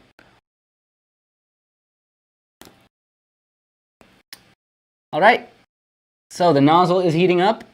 It's at 160. And apparently it only needs to be at 200 to print with this. That's pretty low temperature for a flexible, but as you saw earlier, this filament was super soft and gummy, so I guess it makes sense that it doesn't need to be that hot. I'll actually be really impressed if this can print. Despite the flaws, if this can print a nice, squishy rubber print, that could make up for all the little tiny things that I would tweak. And like I said, this thing is not even live on Kickstarter yet, so hopefully if Atomstack is smart, they will watch this stream and take my suggestions into consideration and fix those things up. If they're truly trying to make a printer that can stand with all the other bests.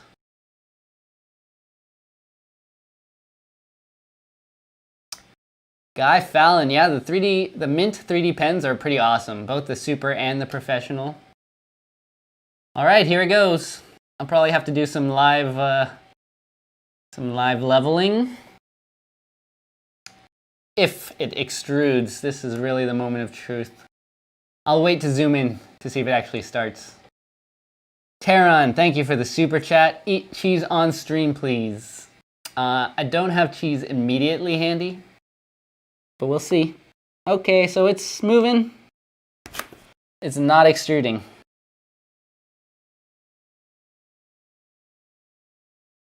Oh, a little tiny bit came out there. It's trying. It's trying to extrude, but it's definitely not. Let me lift the bed a little bit. The bed is still a little too high up, right there in the center of the plate. But the screws are already so loose.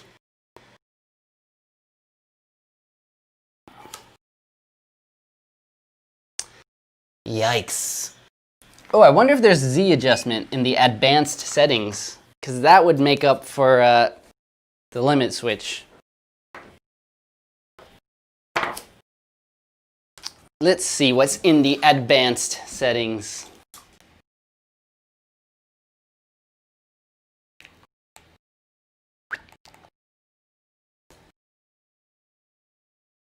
I know it says advanced here, but take my word for it. It is indeed the advanced settings. So what's an advanced setting to Cambrian? Letting me turn the LED light on and off. Flow rate, temperature, fan speed. No live Z adjustment. And just to show y'all what's going on there, very little. It's just a little glob of rubber being kind of smushed around on there. So I guess I need to stop this. Let's see what happens if I pause. Oh, weird. Oh man, new things keep popping up. I guess it thinks I'm paused. Maybe that's why it's not extruding, because instead of pause, there's a resume option. Let's see what happens if I resume. Nothing.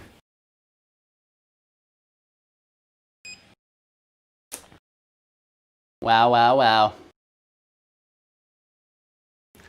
Wow, wow, wow. Chicka, wow, chicka, bow, wow. What a mess. I can't say I'm like super surprised, but at the same time, if you're gonna send your printer that's gonna become a huge Kickstarter campaign, if you're gonna send that to a YouTuber, wouldn't you be like certain that it'll work to not just destroy your reputation? Anyways, it is clogged, so let's go ahead and lift up the Z so that we can fit underneath with our needle. Let's get this thing working again and see if we can't print a little something.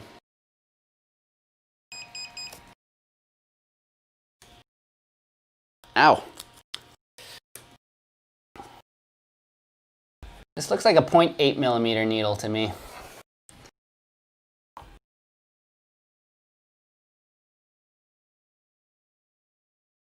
All right, the needle does feed in. Seems cold, which it is. Because oh, the screen interface is really bad. It is bad. Yes, Beefcake. The looks of the Snapmaker and the workings of an A-net. It's starting to look like that. Ryan, I don't think we're even at the point of bed adhesion. That wasn't even the problem. It just wasn't extruding. So let's see now what happens. If I say load, let's tell it to load 30 millimeters at a time. Go. Ow, that needle got real hot. It's like it's not even loading. I wonder if it's that funky pin that is causing it not to actually load. It might just not be extruding. That would explain things. All right, pull that out. Definitely was melting. Let's use the other poker tool to approach from the top and see what happens there. Ooh, it's pushing out some steamy filament. And nearly getting stuck in there.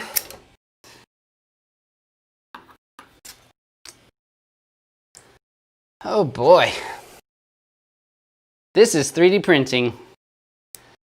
I guess it would be misleading if everything just worked, because everyone who owns a 3D printer knows that these moments happen. Not to excuse this, it is pretty sad. Okay, it is pulling, the extruder gear is still running. So it was indeed a clog. We need a manual feeding gear on this thing. We do. Because otherwise, the only way to prevent it from clogging is to have it always extruding a little bit when it's not in use. You can't have stagnant filament. Wait, now it's not pulling again. Or is it already clogged again? Jeez. Is this riveting, guys? Is this the content you come here for? Maybe I should just eat cheese on stream. Alright, the needle fit all the way through this time. And it caused another little spurt of filament. So the clog is being dealt with little by little. We got steam coming out. I think this filament has absorbed some moisture. It's steaming a lot. You might be able to see that even from that zoomed out view. I can see a lot of steam from my end here. Okay, I'm going to do one more extrusion just to keep things moving, trying not to clog it, and I'm going to go straight into starting that lattice print. Of course, now it's going to just now start heating up the bed because it doesn't let me set that manually. And during that time that the bed is heating up, we have filament that's just standing in the extruder. So that is a pretty big flaw in the what's the word? The order of operations with this machine. I don't know. Not enough testing, I have the feeling. It's things like this where you're like, how could they have possibly missed that during testing? Is it that they didn't test it enough, or they just don't care? Oh, I don't know. I mean, I understand. They basically have a deadline, I'm sure. But especially, I don't know. It is Kickstarter, right?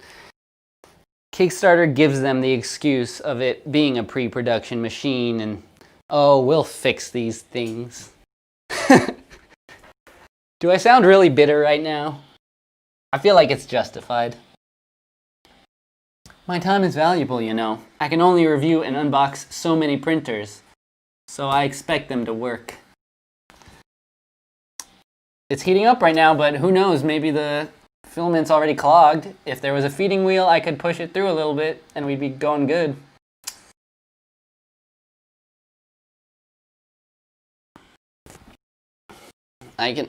Yeah, the filament, it's so squishy that even if I release the gear, I can't like press it down really.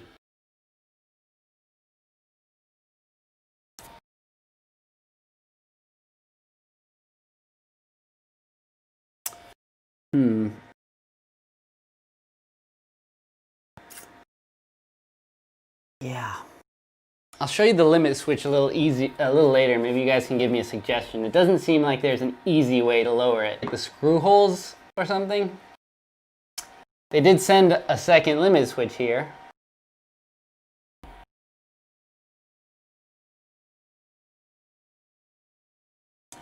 Yeah, can confirm. The addition switch has the same exact problem. It's a little too high up.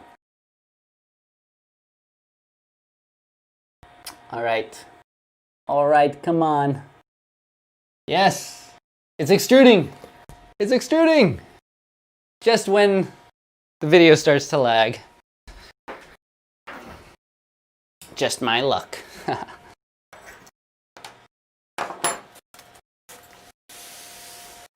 Let's get a good look at this thing.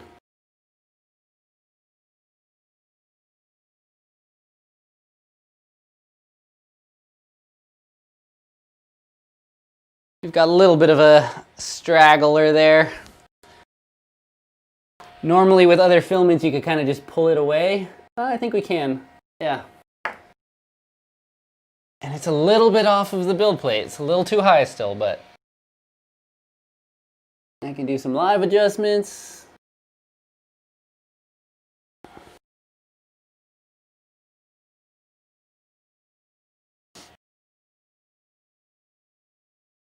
Sorry about the lag, folks. There's really not much I can do about that.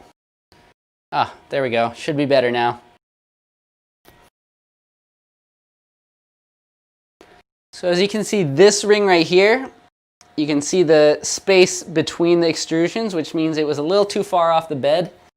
So I adjusted the back screw a little bit, and now it seems like the distance from the bed is good enough. And yeah, it's printing all these little circular brims. So this is going to be an interesting little lattice, I guess. It says it's a 5-hour print. I should have checked that. I'm not going to print this for 5 hours. I do want to get my own print going once I set the correct settings on my slicer. But it's good to know that we're getting a print. I was worried for a second there.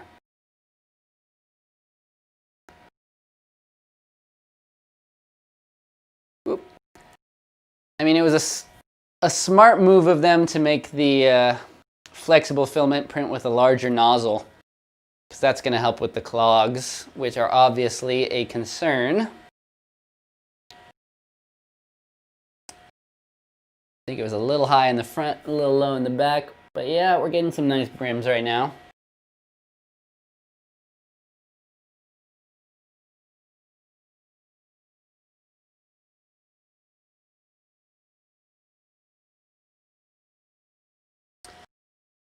Zealand, I'm glad the Soval SV01 is a great first printer for you. I have been recommending that to a lot of people because it's been an awesome printer for me. But the more evidence, the more I hear from other people who are using it out in the real world, the better. Because my own experience is only worth so much.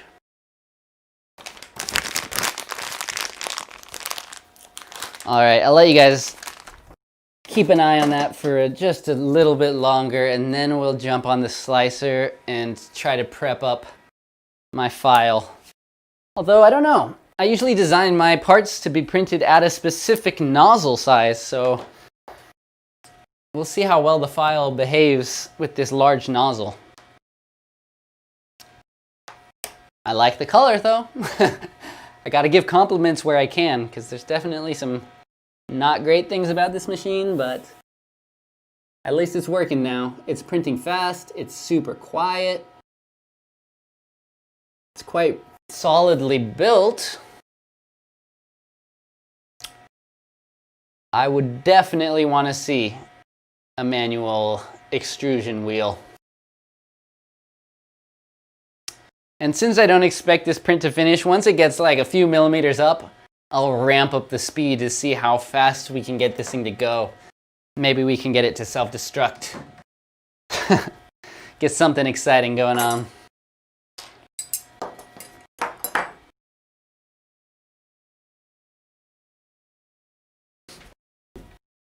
All right. I'm gonna try something right now. I'm going to see if I can get everything on screen at the same time.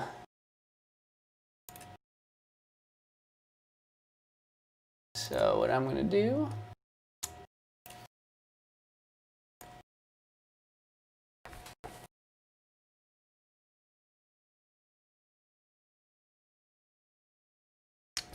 William Johnson, it's printing a lattice right now, so just kind of a skeletal structure that should demonstrate just how squishy this filament is, especially with the right structure.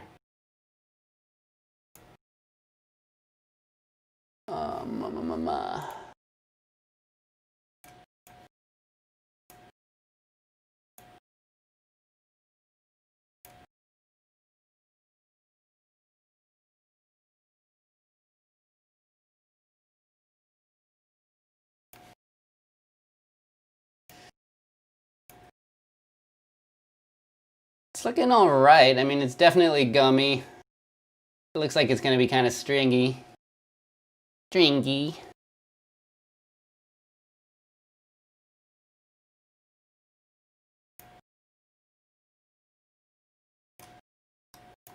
Okay, here's what I was trying to do. Everything on screen. It's tight. It's tight, but is it even worth trying?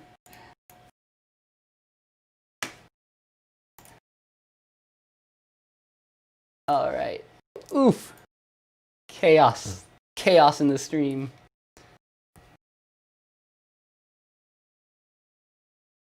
Okay. So where was that? There was an option. Do I need to make this bigger? It was letting me choose nozzle size earlier. Prepare. Nozzle size. Okay, so like I said, I've got the needle now that they use to unclog the nozzle, and that's how I'm gonna figure out the nozzle size. I can just measure that with my calipers instead of trying to look through a poorly written manual. Okay, 0.8. Whoops. Trust me, it's 0.8. Just about exactly.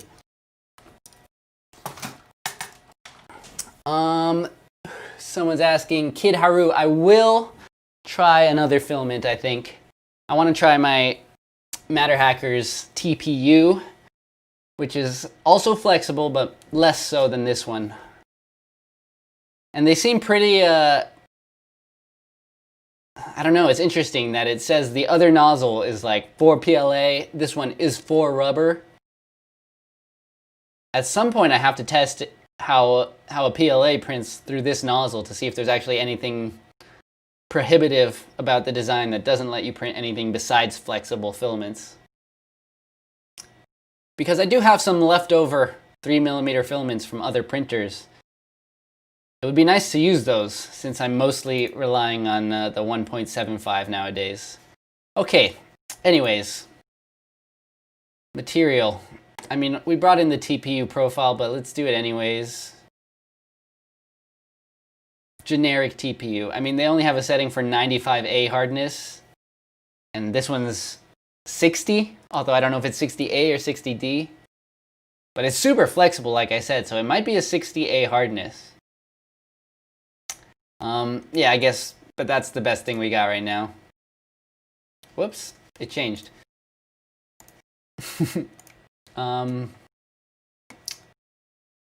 Actually, let's open that up again. Yeah, custom profile for rubber. It says it's not supported, but I don't know why. Why do you say that?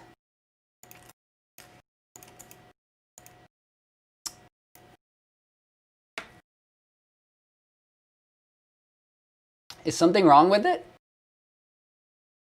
I think it's still printing okay. It's definitely a little messy, but it's trying to print a lattice out of rubber, so.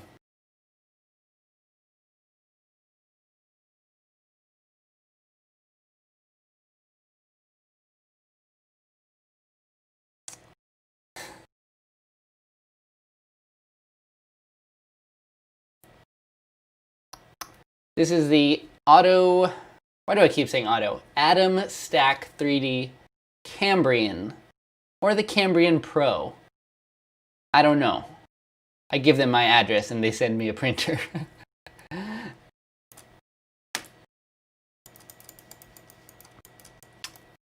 Oh, so I guess that filament is not supported for 8mm nozzles or something? I don't know what. It's not letting me do the things I want to. It's only letting me print at draft quality. I don't use Cura quite enough. Oh, there we go. Let's use this one again. It switched. No? Oh, wait. Shouldn't mine be in here somewhere? Manage materials. The one I imported, right? Oh, I need to import it here. Import. Desktop.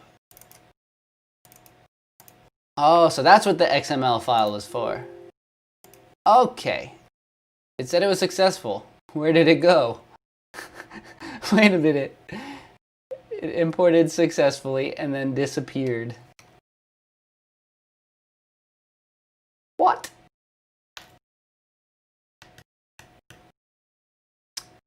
I'm looking super noobish right now, gotta say. Successfully imported. Where? Profiles.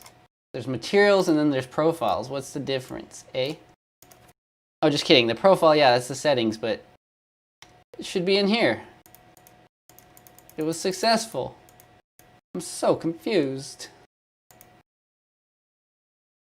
Anyone? Anyone got ideas?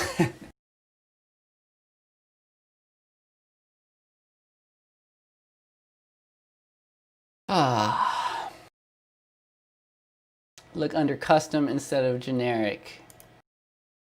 There is no custom. There's favorites. Material, generic. Where that rub at? Where the rub at? I want the rub. Is it the tizzy? They have a flex. Add more materials for market. Let's see how the tizzy flex profile works. No, it doesn't even let me do things. Why doesn't it let me choose a layer height? It's still doing it. Custom. Here we go. This is what I need. I need the custom profile, not support. Oh, there it is. Rub. Discard changes. Okay, here we got the rub. Is it 0.8 millimeter nozzle? It is. It thinks it's still flexy, but it's using the rub profile. Should work, right? Should work. Layer height, let's make it 0.2. I know you can't go as low with the layer heights when you're printing with a fat nozzle.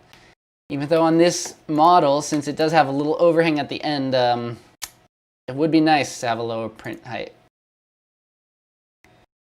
Anyways, blah, blah, blah, fill it in, 100%. Let's just see what happens.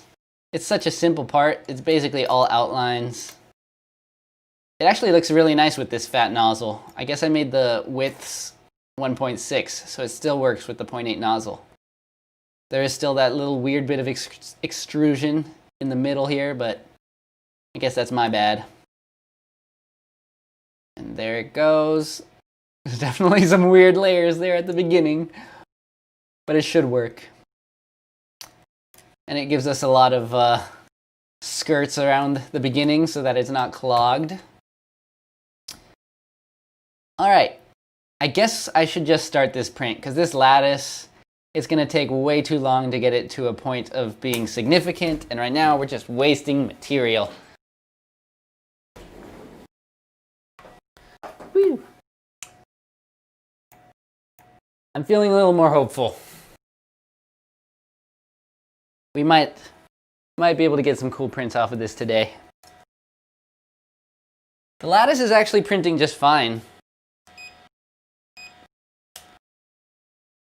All right, that's nice to know. When you stop the print, it moves to the side on its own. Some printers don't do that. And the bed is, I do need to disable the motors. Oh wait, I can't because there's literally no settings that I can control through this machine. Well, I think when you home it disables the motors, but still. There's a serious lack of options on the touch screen.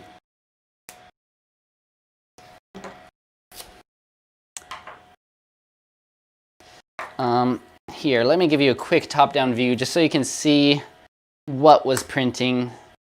It looks a little messy from the side. Come on, camera.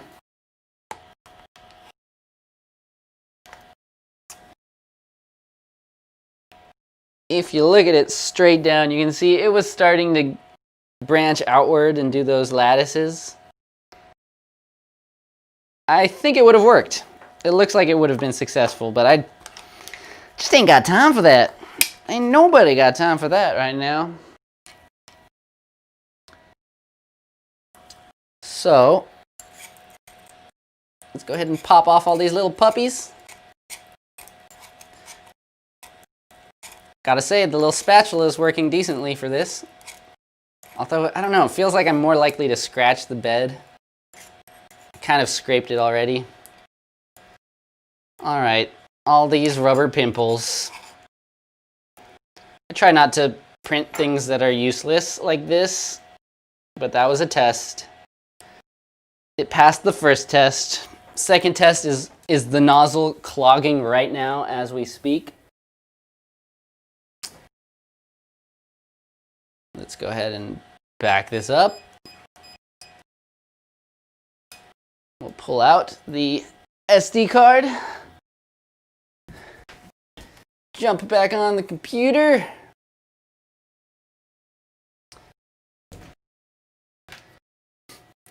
Rub life, rub life. Oh, everyone's playing Roblox? I play Rublox. That's what's up. I'm relevant.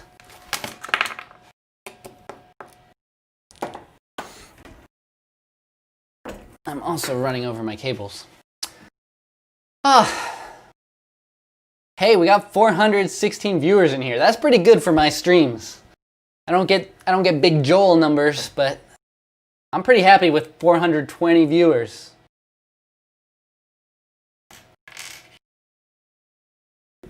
All right. I think we're ready to go. It's all sliced up. Let's just save this straight here. Cover 2. Exported. And ejected. Let's see what happens.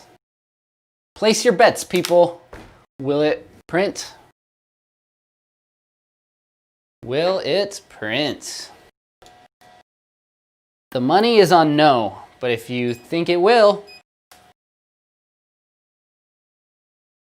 then you, I don't know. How does betting work? The odds are not good right now, but they're not zero. So I'm gonna let it heat up again just so I can extrude a bit. Well, what's the point? What's the point when I can't heat the bed at the same time? So let's just go ahead. Here I am. There's my thumb. Look at it go. Selecting cover number 2. Says it's gonna take 4 minutes now. There's another perk of having a fat nozzle. Super quick prints.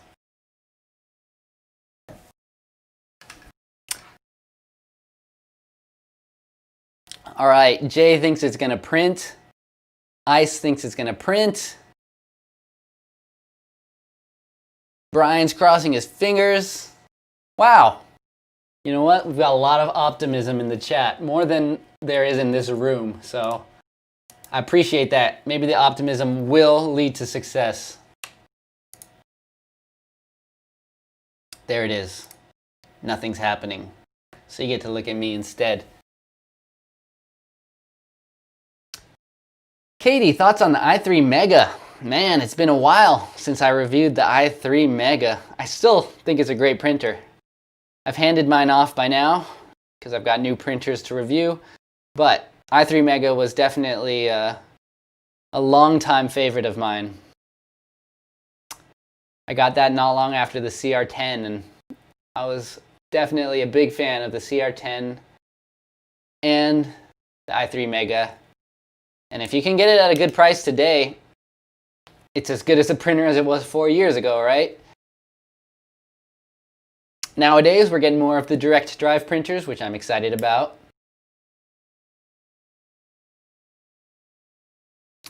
Oh, one of the cameras is flipped.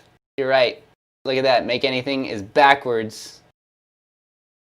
You caught me.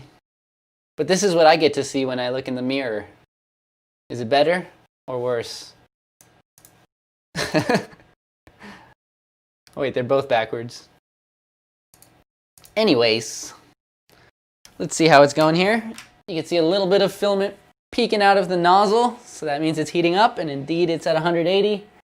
Let me see if I can push the filament through just a bit to get it started. Oh, there we go. As noodly as it is, I am able to purge a tiny bit, which will help prevent clogs.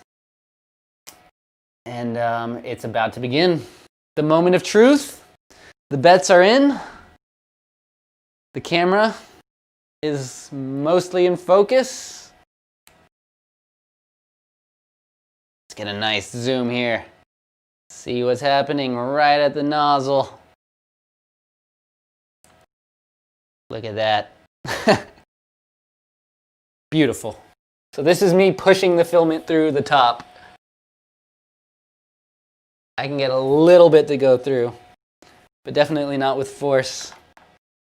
And there it goes. We're off to the races. We are off to the races. We got rubber printing rubber. Rubber is doing the purge nozzle on the Cambrian printer. We got rubber. Do I hear rubber? I don't know. I turned from a horse race announcer to an auctioneer, and they're both terrible. So,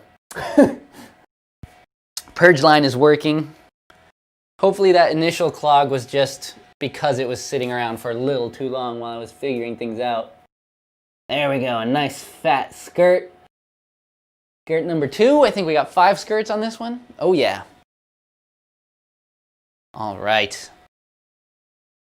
It's looking pretty good. It's always hard to give you guys a good point of view when the nozzle is so low to the bed.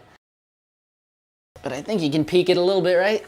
There we go. Let's see if we can get a real close, nice view.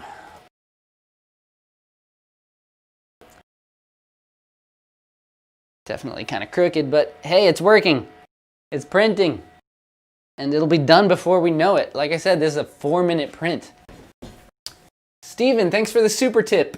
Where do I stand on the trap question? I guess I missed it. I guess I missed it.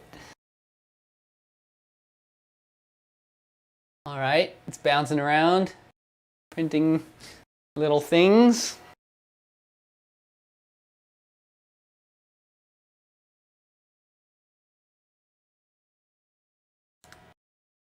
What do you think? What do you think?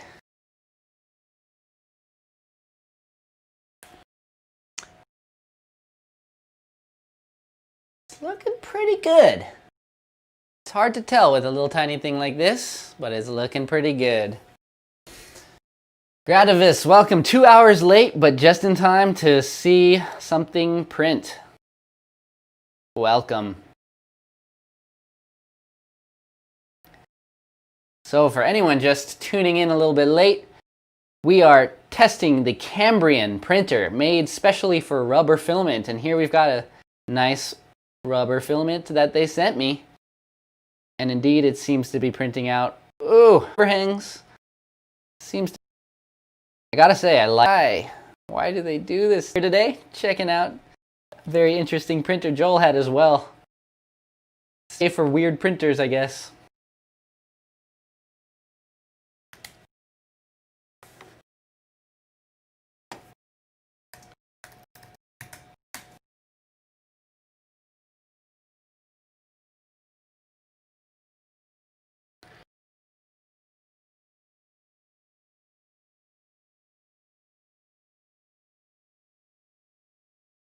Oh my gosh, you guys are really missing the whole thing. Oh man. No. I am professional streamer.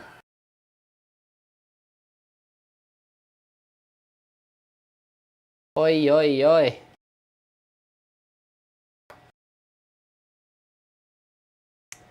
Yes, this is my stop motion setting.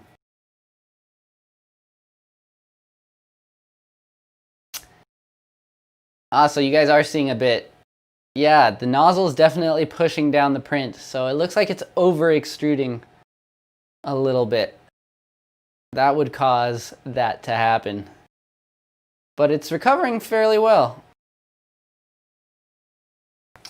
Wow, it really lagged through the whole print. I apologize.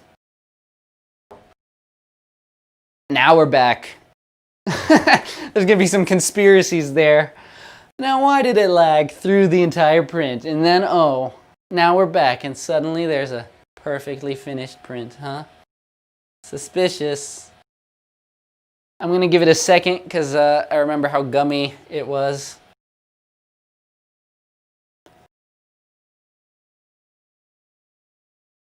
I remember how gummy it was. We gotta let it cool down a bit.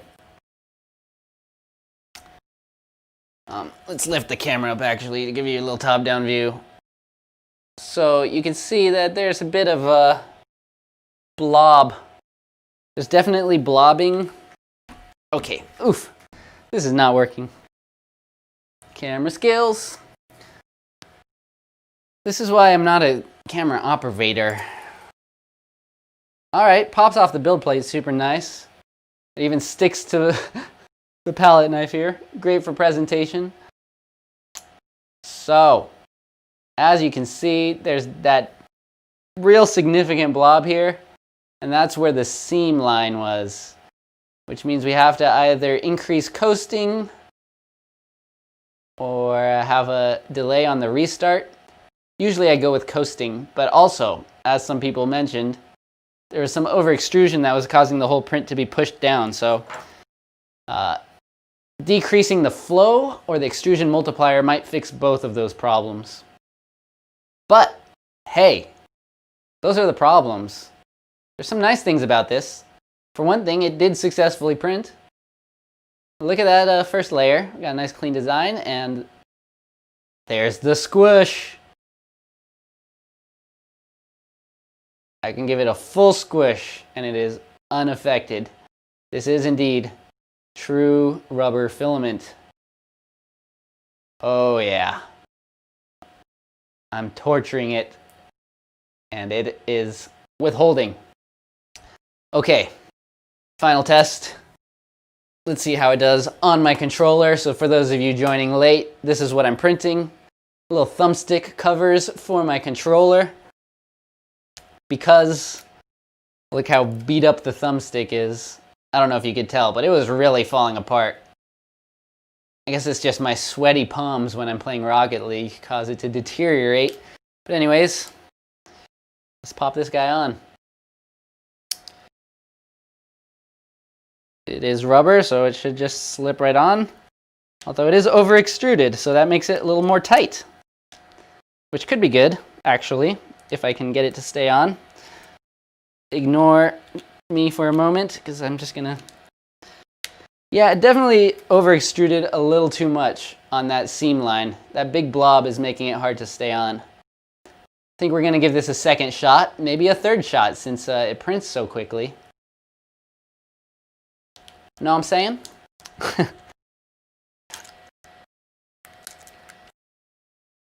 Yeah, a little bit of trouble because that's a big old blob. So, let's try to fix that with the multiplication. With the multiplier.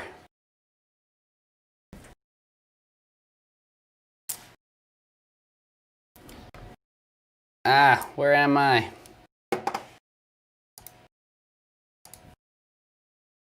Hello. All right, how are the comments going?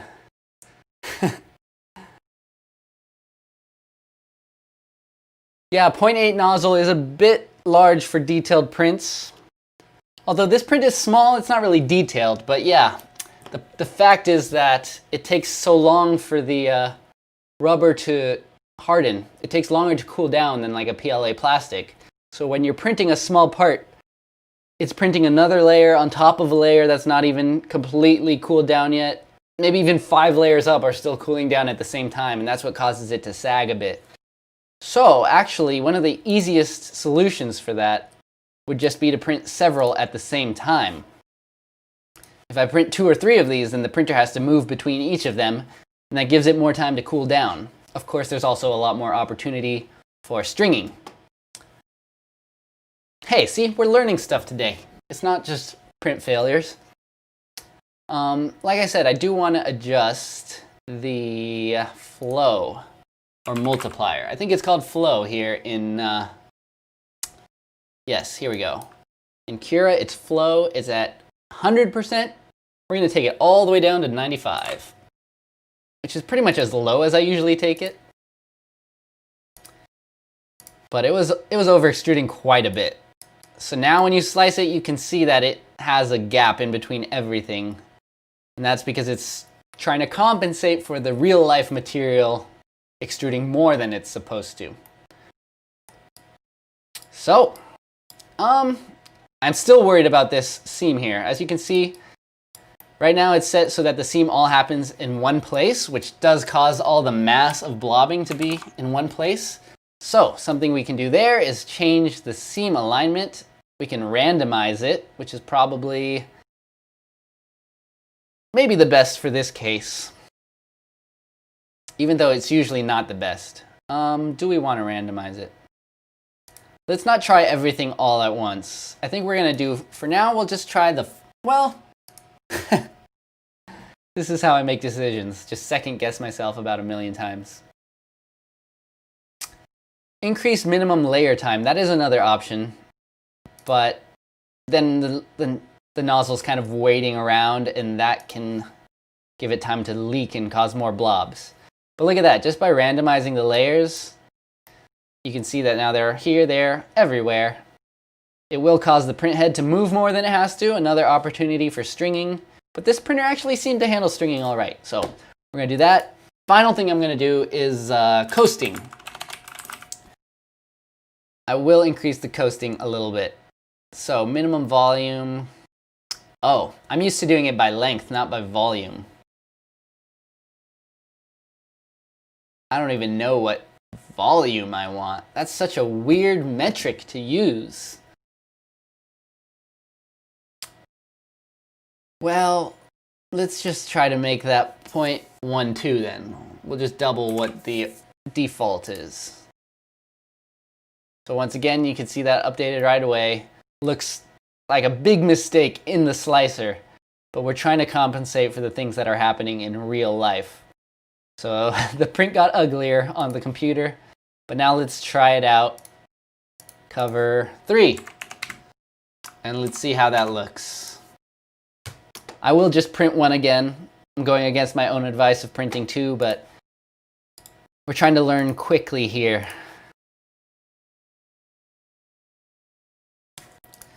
Trying to learn quickly.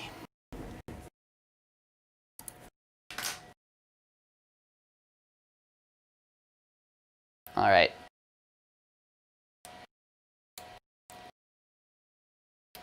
So, plug it in. We'll find cover 3 here, and we'll hit start. And the games begin. Place your bets. Cover 3, cover 3. Is it going to beat cover 2? Will it beat cover 2? We'll find out.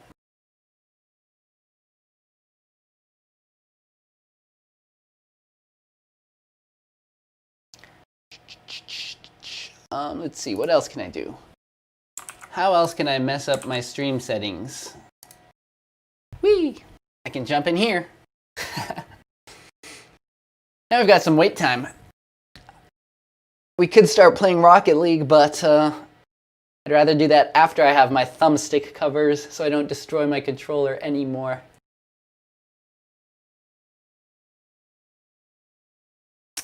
Hudson. It would be interesting to try this filament on another printer of mine. This is a direct drive, by the way, but it's 3mm filament, so it's not going to work on my other direct drive printers. The only other direct drive printer I still have is the BCN Sigma R17. And mine had problems from the beginning. Overall, it looked like an amazing printer, but mine had so many problems. Don't worry. I'm not going to leave this piece on there. That would be silly. Yeah. BCN Sigma, mine, the leveling was broken from the beginning and I never managed to get it to work perfectly. So this is pretty much my only printer that can print 3mm filament.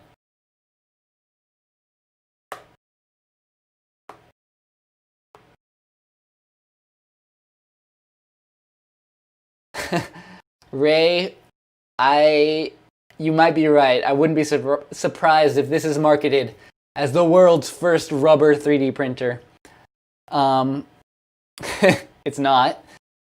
Although, I mean, rubber-focused printer, I guess you could call it. It's an interesting strategy in the crowded field of 3D printers, all coming out of Shenzhen. So they're just trying to switch things up. I'll give them credit for that. It's innovative, or it's attempting to be innovative. What are the real innovations here, though? So far, the thing that's excited me most is the filament itself, more so than the printer. But as of now, I can only print the filament with this printer, so there you go. That's how they get you.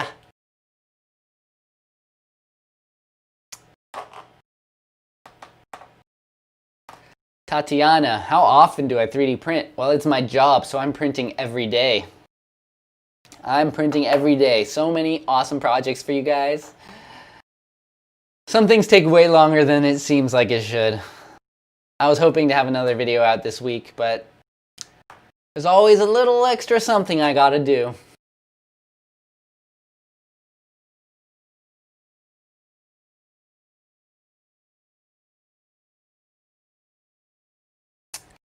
All right, the print is starting. I'm going to be bold and not even look at it right now. I'm going to stay with the comments for a second.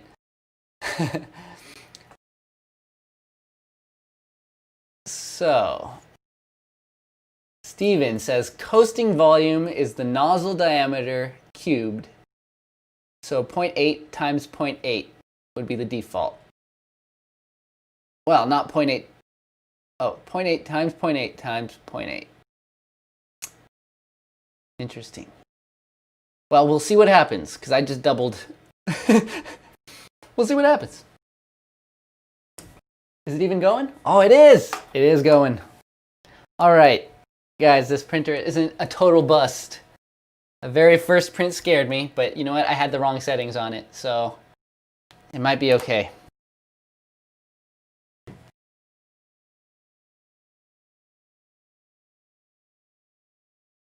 Yeah, it's looking good. Let's get that super zoom again, eh? This feature on my camera is only meant for focusing, but it actually just works well during this live stream to give you guys a nice close-up view without having to play any tricks with my camera. I like it.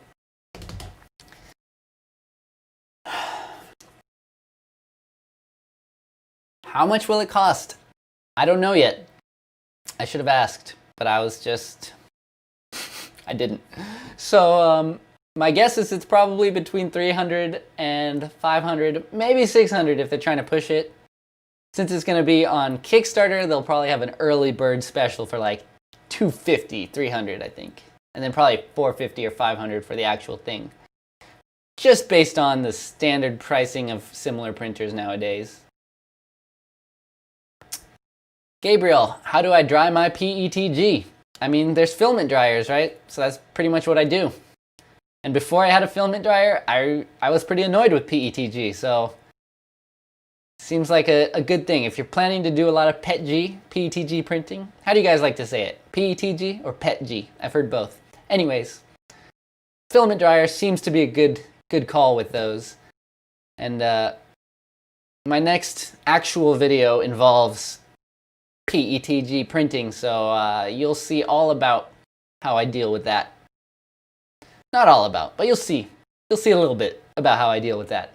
But yeah, like others are saying in the comments, pretty much a food dehydrator is a great way to do it. And nowadays there are a few specialized filament drying systems as well. Anyways, look at the print. It's looking maybe a little bit messier than the first time, but maybe that's just because it's zoomed in so much. You can see how it's doing that random blobbing between every layer instead of just continuing it. It jumps over to another part of the print. Which, yeah, I'm still seeing blobs, so we might have to up that coasting volume even further. Might have to adjust the flow even further. Or maybe it's restart distance. Does Cura have that setting?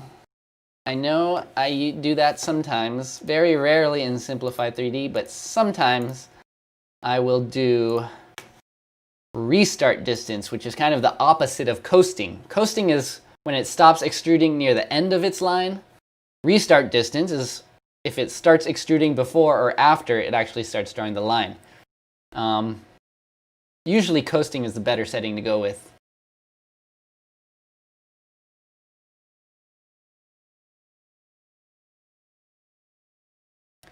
The bed is getting higher due to the heat. That's an interesting hypothesis. I'm not sure. Maybe you guys can tell if you scroll through my, well, no, because the bed's moving. I was just wondering if you sped through my live stream, if you would be able to see those fluctuations a bit better. Gosh, yeah, I don't know. This one's looking a little uglier. Not sure if we solved things. Kick the flow down to 90. Ray, I think you might be right. Yeah, you definitely see the blob starting with each layer. Well, that's coasting, but yeah, the flow overall is what causes it to get smushed down. Looks like there's less smush than the first time, though, so the flow did make a difference. Oof. Yeah, doesn't look great, though. I think we might have to deal with the flow.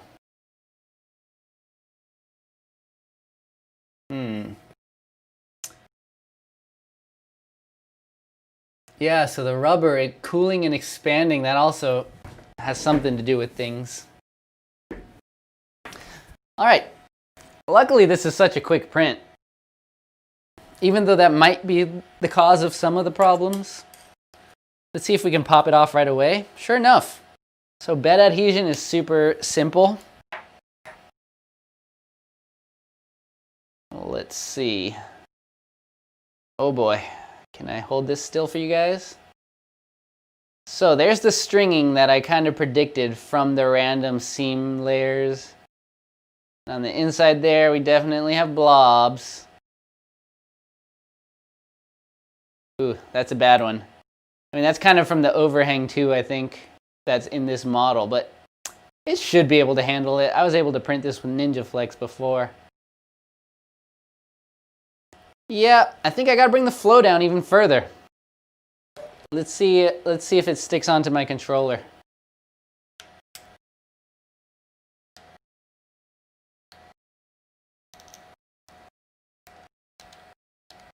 Wow.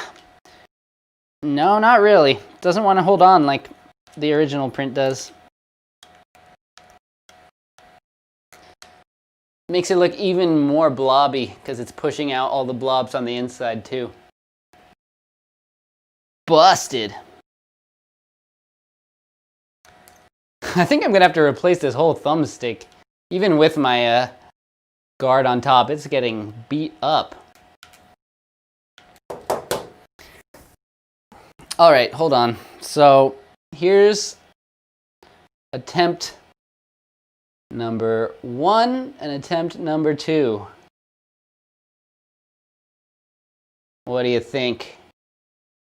I think the blobs just moved around. The blobs moved around. So, what I think I'm gonna do for attempt number 4, it's technically attempt number 4 because our first attempt didn't work at all. What's the cooling set at, Kevin? Good question. I assume it just goes straight to full cooling, but maybe it didn't. Maybe we can bump that up. Probably not. Usually cooling just defaults to 100.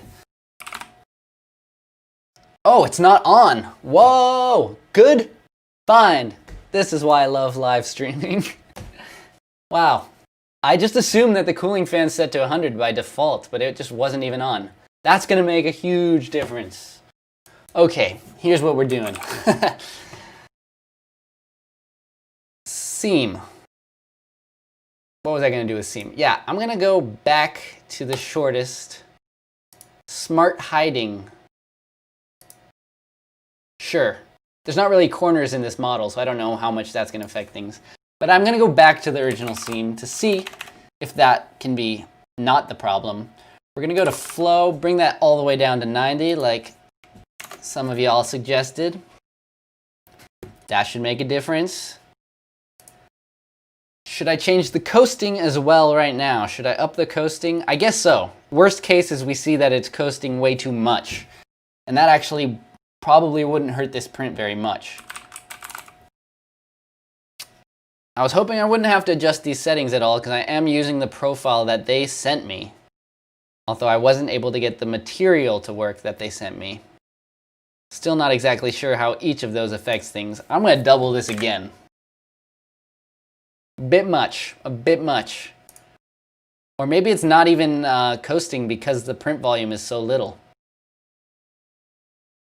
Anyways, I think it is because we see it in the slicer. Oh yeah, look at that gap. That is a grisly gap. I'm gonna leave it. I'm gonna leave it to see what happens. And look at the flow. So low flow. So low flow. Big rub hub. The flow is low in the rub hub. Okay. Cover. 4. Attempt number 4, folks. Maybe that's a better bet. How many attempts is it going to take to get a nice print? I think my guess is this will be pretty nice. And then if I print 2 at the same time, it'll be even nicer.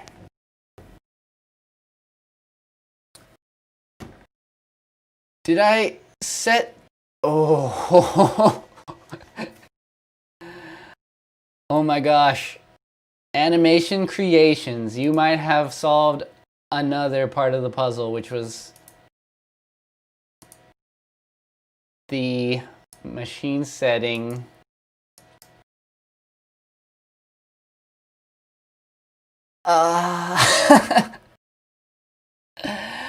So that explains why it's extruding twice as much as it should.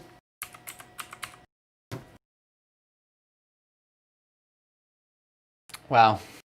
I need a moment. I need a moment.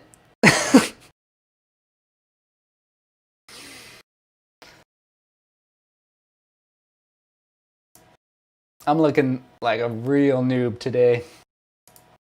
Wow. Yeah, so I had it set because I used the Creality CR6 profile. Of course, it was set for 1.75 millimeter filament. Oh, anyways, I'll keep the low flow and everything I did right now, but that might be the actual problem.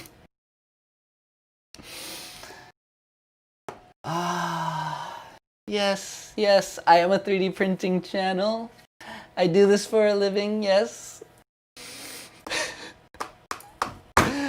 Oh man, okay. That was not attempt 4. This is attempt 4.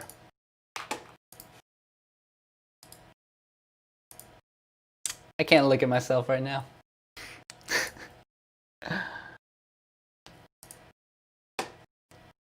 I really wish I had a second set of eyes to be looking at the chat all the time. 'Cause I would miss... Yeah. I don't doubt that people have suggested things a million times before I actually see it. Okay! Attempt number 4. I will say the touchscreen is really responsive, at least. It generally hits what I'm trying to press on the touchscreen. It's not as bad as I was saying earlier. Oh, the flow will probably have to go back up, but I just want to start. I don't want to change too many things at the same time. So maybe then, like I said, place your bets. Is it going to take one more attempt? Do I have to bump all of those settings back up to get it to work? We'll find out. Oh, I also need to pull the purge line. I make that mistake pretty often. I forget to pull the purge line off. And in this case, it's especially hidden because it draws the line straight on top of one of the other lines that are on the build plate. Flow back up, coasting back to default.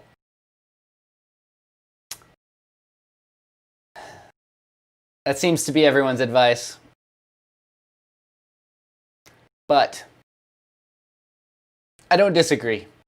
I don't disagree, but I was just burned so hard. We'll see what happens.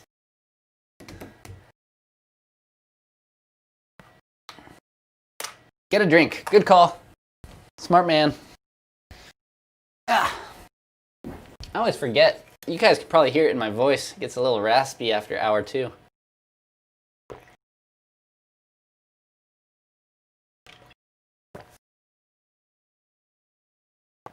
Mm. 12 more. Ronald, have a bit of faith in me. 12 more attempts. I mean, I know this is 3D printing with a new printer, but I think by attempt 6, maybe 7, I think we can have something good.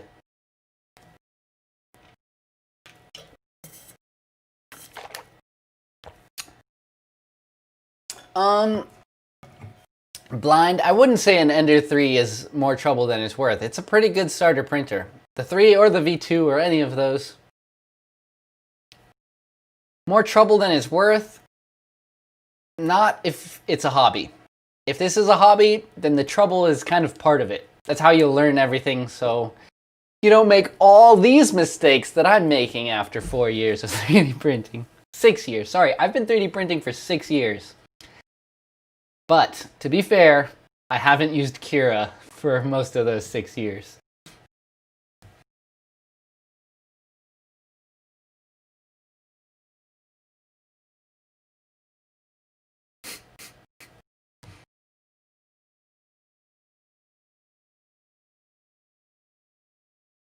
Yeah, the gap. The gap is sus. But let's see. It'll be cool anyways. We can at least compare the gap to the gap in the slicer to see how accurate it is. I think that would already be helpful. I have some little bit of method to my madness, people. Yeah, I usually use Simplify 3D, which gets hate, but for me it works great. It's got a lot of functionalities that work great. It looks like it was built in Windows XP. For an old guy like me, that actually is a good thing. Oh, there it goes. First layer is looking pretty good. Looks like it's sticking. Do you guys like this low view? Do you want me to try to raise the angle up? I can't really raise it much without obscuring the whole print with such a low print like this. Although I'll tell you, from my top-down view, there's a tiny bit of gap. So yeah, the flow probably has to go up. But we'll see, we'll see. Oh, just started making a bit of a weird sound. I guess that's the cooling fan. I forgot I made both those mistakes. Wrong filament size and no cooling fan. Gosh. I'm pretty lucky it was working at all to begin with. I guess that's why printers come with sample prints, so that you know whether it's you making the mistakes or the printer.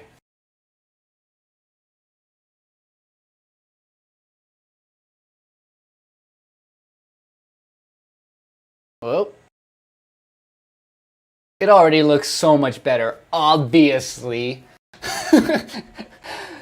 I cannot believe that. You know what? I just helped a friend set up a 3D printer too, and I called it. It was set to the wrong size. Although, you know what? In my defense, if you just do a default, if you start a custom machine on Cura, it defaults to the 3mm filament. So usually when there's a problem, I'm like, oh, you probably need to switch to 1.75. A lot of people notice that under extrusion on their first prints. And that's because of the exact opposite problem of what I demonstrated today. For educational purposes, don't you know? Don't you know I make all of these mistakes on purpose for you guys to learn? That's how you learn. How I learn too. You know how I learn? By making the same mistake 101 times. After that, never again.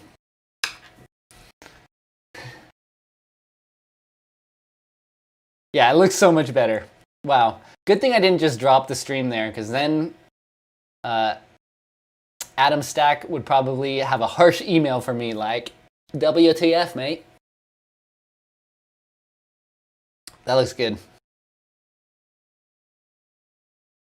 Obviously. Obviously. Darren, yeah, if you have the profile for your printer on Cura, it will choose the right setting. But if you just choose generic FDM machine and type everything in yourself, then it defaults to 2.85. Or at least I'm pretty sure. I think I had that almost happen to me just a couple days ago, so maybe I have an older version of Cura. Ah, so much nicer.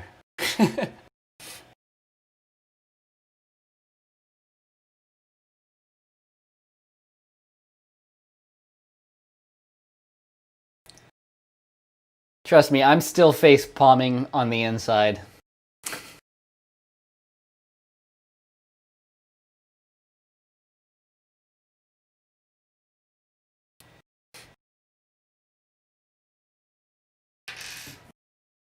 I am starting to smell the rubber fumes from all the way over here, so I'm going to open a window, and in the future, this isn't going to be printing right here in the room. It's probably not too great. I'll survive today, I think.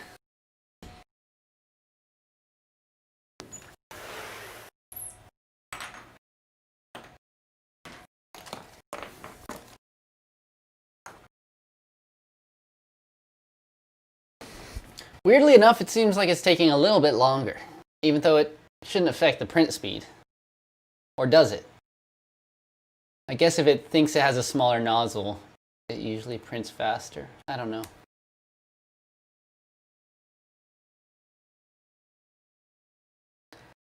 All right, look at that. Look at that improvement. Wow. Couldn't have done it alone, folks. Pops right off like the others. And looks about 1,000,000 times better. No surprise. I just like to create a little drama for you guys here on Make Anything Live, you know? Yeah, it looks, you can see little tiny holes. So that means that flow probably could go up again. But it doesn't have to. It's not like we got big gaps. It's not like we have poor layer adhesion. So going low with the flow might be a pretty good strategy actually for getting cleaner prints with this rubber filament. I have a feeling this one will fit onto my game controller. Moment of truth.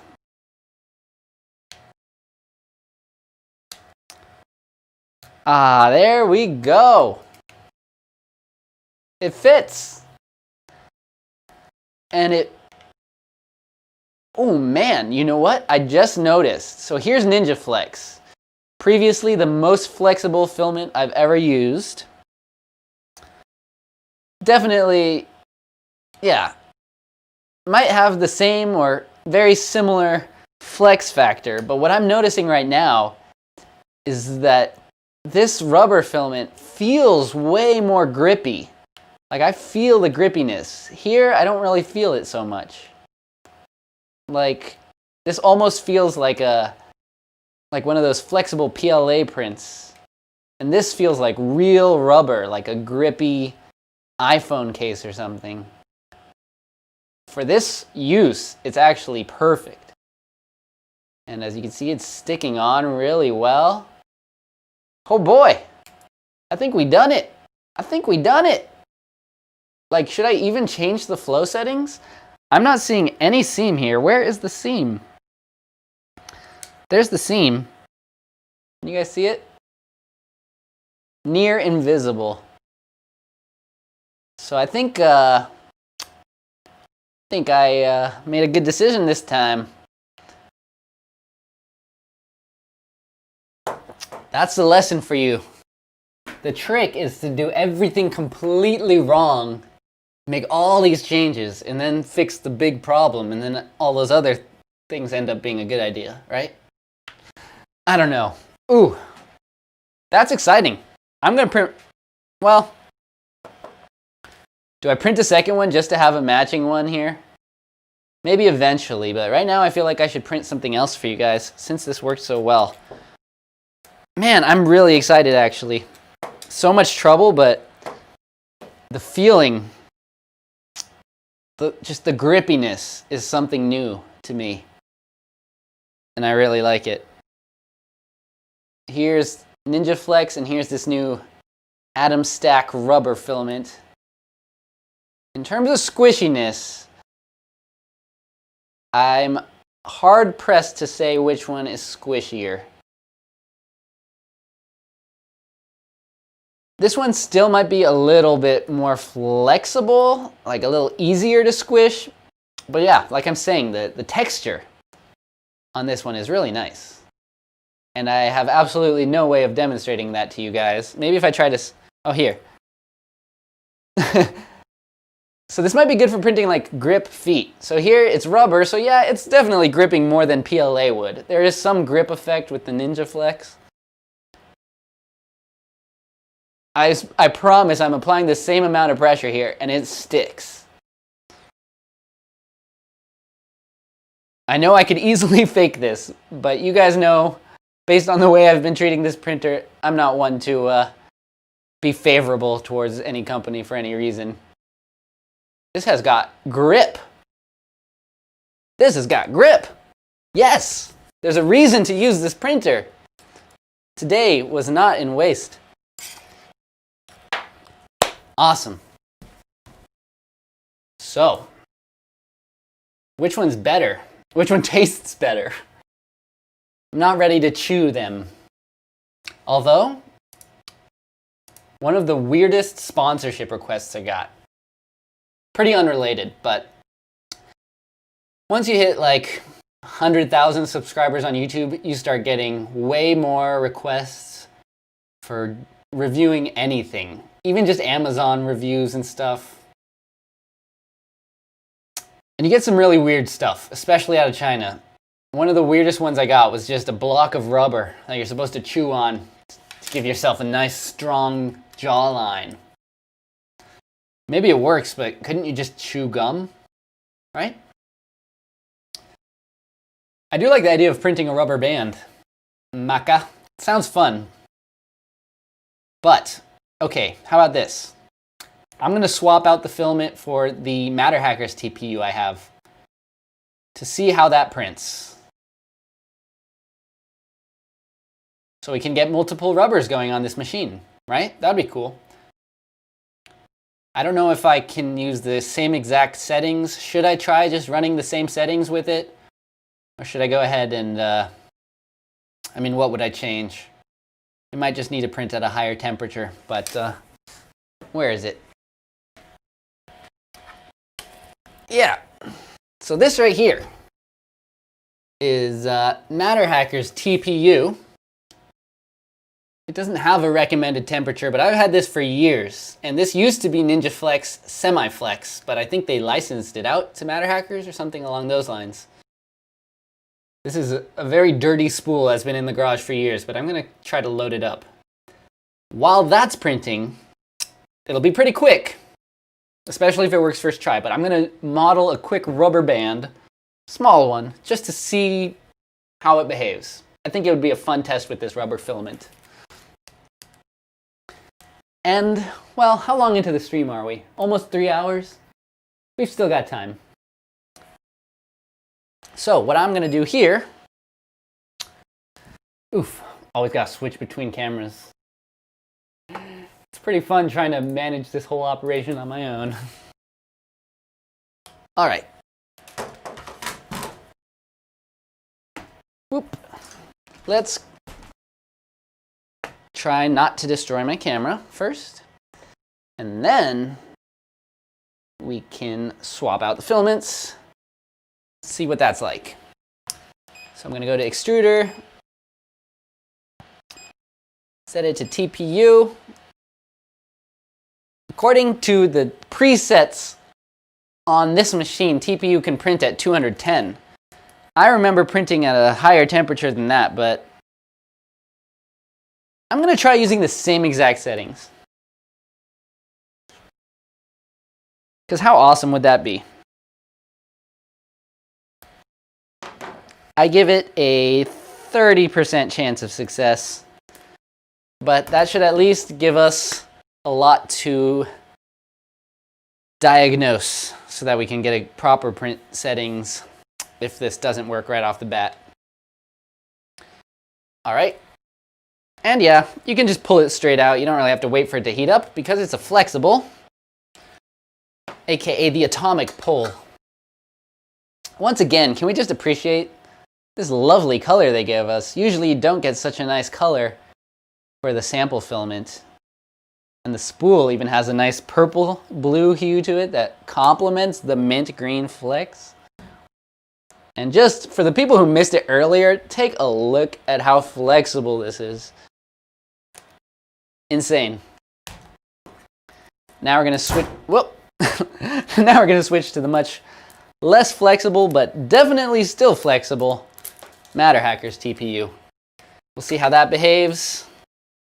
I thought I would have to use this one actually for my game controller because I thought the other one would be too flexible and it wouldn't stay on the thumbstick. But it ended up printing so cleanly that it worked. All right. It's in there. Loading it.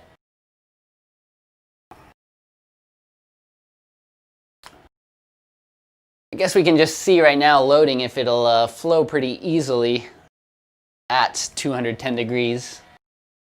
Oh yeah. Oh man. Okay. it's not working very well, and I can see that it's because there's a ton of bubbles in this filament. It is quite... Whoa! Did I press unload on accident? I did. Yeah. Looks like this filament absorbed quite a bit of moisture over those years. You wouldn't think, for some reason, you'd think of flexible. It's like a waterproof material. You wouldn't think it's affected by water, but it does help to dry filaments that are flexible.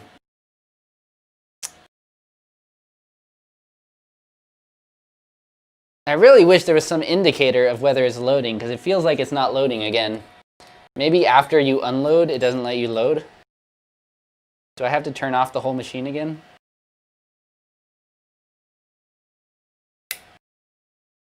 I don't know. If I was wise, I probably would have stopped the stream right after that successful print. But I like a challenge.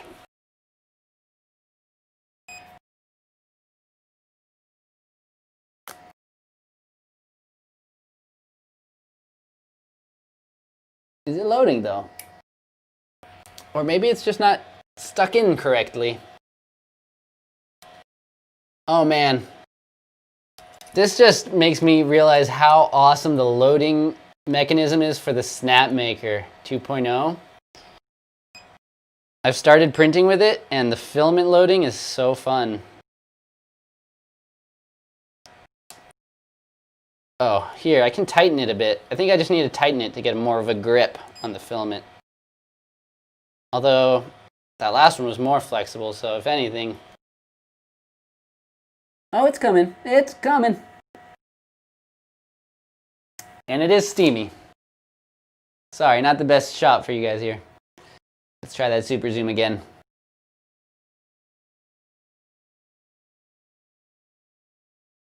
There you go. Yeah.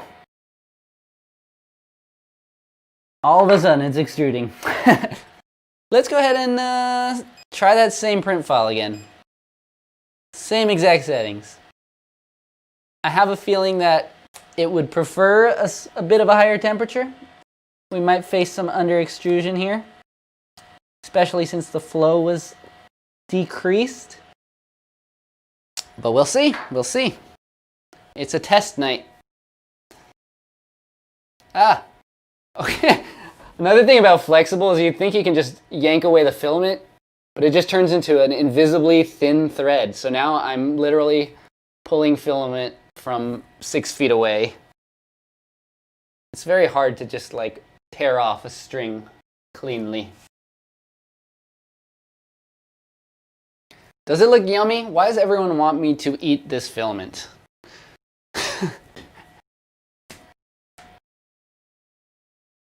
All right, it's heating up. The bed's almost at 60 already. It's at 55 degrees. I gotta get to modeling a rubber band now. We're trying to do lots of stuff all at once this stream. Water, also.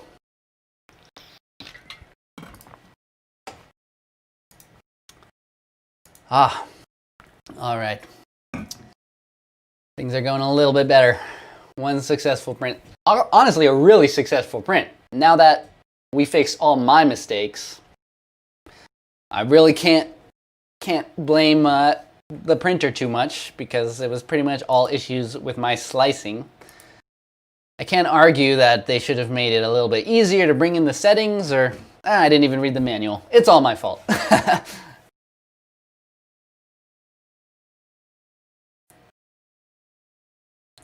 3D print a bowl of spaghetti. You know, I'll probably print that before I want to print that, so I'll let it happen when it happens on its own.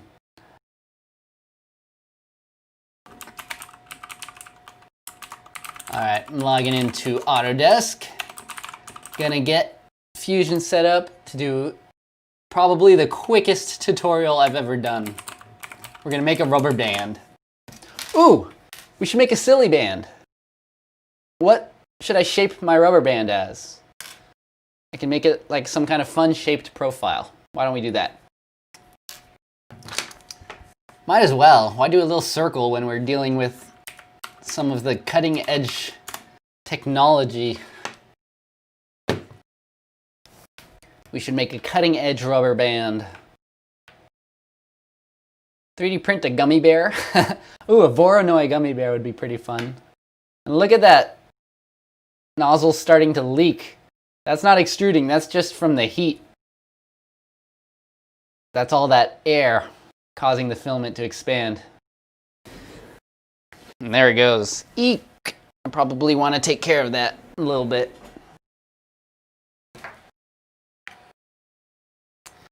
And this is black filament, so it's going to be harder to keep an eye on, but hopefully you guys can get a little bit of a view of it. There's the purge, which seems to work quite well. Nice long purge. The first layer is very high up right now. I feel like I got taller. Can I even lift the bed anymore? Uh-oh. I think it's just too high up. What happened?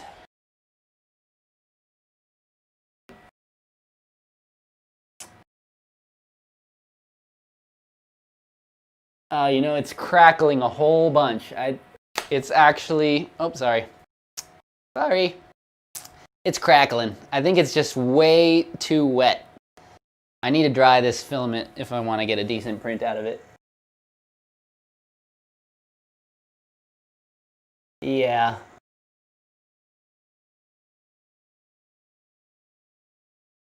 It's extruding. It looks like it would be fine if it weren't full of moisture. It's just bubbling like mad.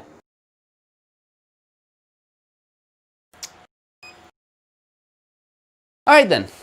We're going to stick with the included rubber filament for today. And we'll dry this spool for another day. It takes many hours to dry out, so it's not going to happen this stream. But that's okay, I love this color, so let's load back in the rubber here. Oops, I hit unload again on accident. I do think it would work. I think it totally would have worked. It wasn't like not extruding, which is the biggest problem with rubber. It just can't get a good grip on the rubber filament. Speaking of which, at some point I probably should just open up this extruder to really see what's so special about it. I imagine it must have double gears or something for getting better grip on the rubber filaments.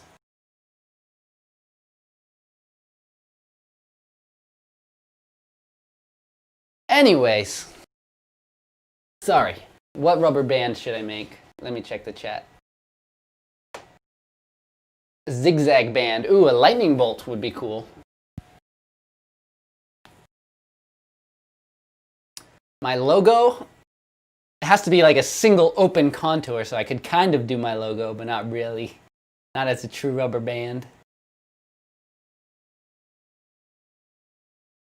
The coronavirus. That's actually not a bad idea. A silly band, coronavirus. I mean, I'm not one to make fun of the virus, but hey, we're all living with it. We gotta be a little lighthearted about this awful situation we're in.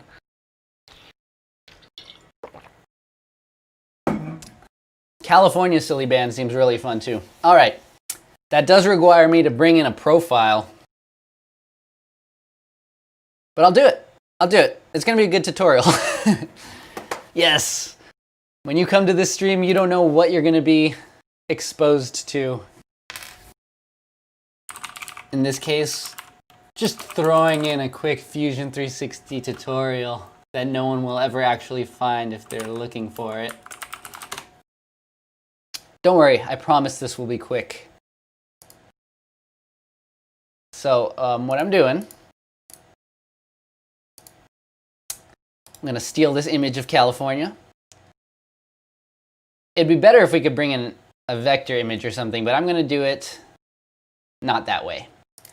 I'm going to do it from scratch. So I'm going to save this image, California O. Then I'm going to go into Fusion here, and I'm going to open Insert Canvas from the computer. Go to downloads. Bring in that image on the top plane. This is a speed tutorial. Sorry, y'all, I'm doing California. That is my hometown, so you're gonna have to follow this tutorial and do your own state. It's actually the perfect situation for that. You can definitely follow this tutorial and do your own state. Okay, so now we've got a canvas. Sorry, I'm blocking. So hard not to block something on the screen with my camera. We've got the canvas here. You can see it on the timeline, and if you right-click on it, you can select Calibrate so that you can make the canvas a certain distance. So this is a rubber band, which means we want it to be about that tall, which I guess I'll use my calipers, or I'll take a peek. That's about 50, 60 millimeters. Since California is pretty skinny, we'll go ahead from point to point. We'll make it 65. I was already pretty close there. Now we're going to do a sketch on the top plane. I know, throwing you all into a tutorial. Okay, this, technically not a perfectly straight line, I guess. Today I learned that about California. But we're just going to go ahead and create the straight lines. There's only those few that border the states. And now from here, we're going to go mad with the fit point spline. We're just going to start throwing points in all over, because I'm not going to adjust these points. I'm just going to let this be a kind of loose version of California. Oh, there's another straight line. I will adjust these endpoint ones. Okay, what am I kidding? I'm a perfectionist. I'm going to drag some of these points around. Sorry, y'all, this is what I do. You are now in a tutorial. How's the printer going? I gotta make sure not to clog the printer at the same time. Oh geez, I forgot about the clogging thing.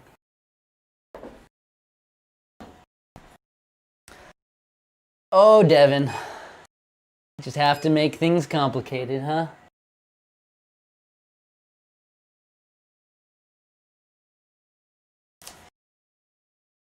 I feel like this printer doesn't like it when you tell it to do two things. Oh, there it goes. Takes some time, but it moved.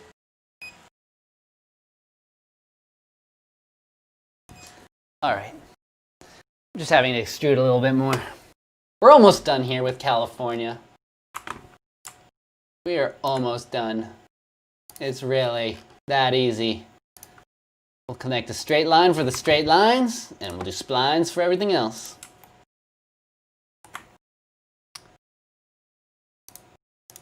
I live in a state of constant sadness.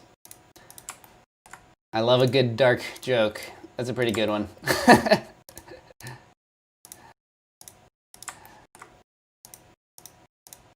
I don't think my accuracy here matters that much, because I'm guessing the drawing I stole this from isn't that accurate either.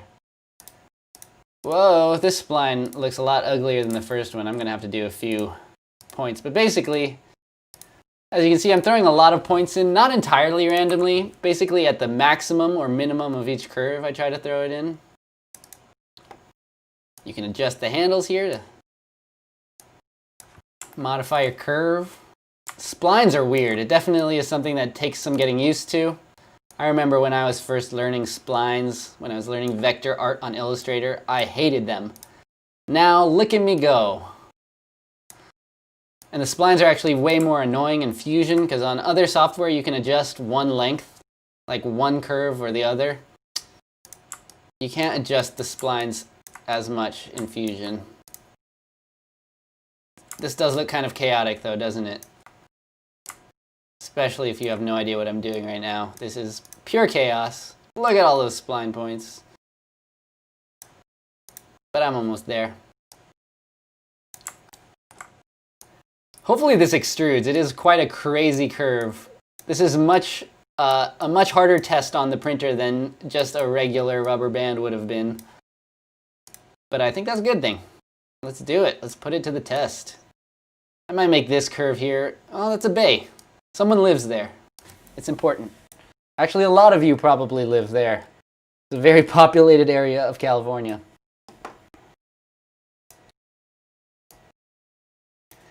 All right, I'll try not to make anything too pointy. Although the edges of California are pointy, so what am I saying? All right, All right, almost there. What have I done? There we go. There we go. Not too bad. So, everyone's in different states of pandemic lockdowns and whatnot. Here in California, it's a full lockdown. I'm one county over from Los Angeles that has got it pretty darn bad. Their hospitals are at 0% availability, like full capacity and worse. So, for New Year's, I'm only going to be spending time with people I'm already around. But hopefully some people out there can do more. Look at that. That is a good outline of California. Now, look at how quickly we're going to do this.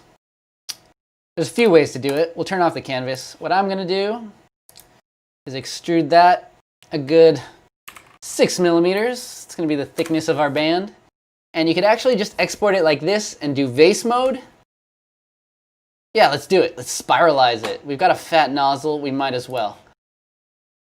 If you did want to hollow this out to print it a standard way, you can select the shell tool, select the top and bottom, and then say, I want this to be 1.2 millimeters thick. And it'll automatically shell it out for you. There's your rubber band. But we're going to go and let the slicer handle it by just exporting it as a solid object like this. And then inside the slicer, we're going to use the spiralize setting, which you'll see exactly how that works. Cali band. Sorry, I probably won't be making this file available.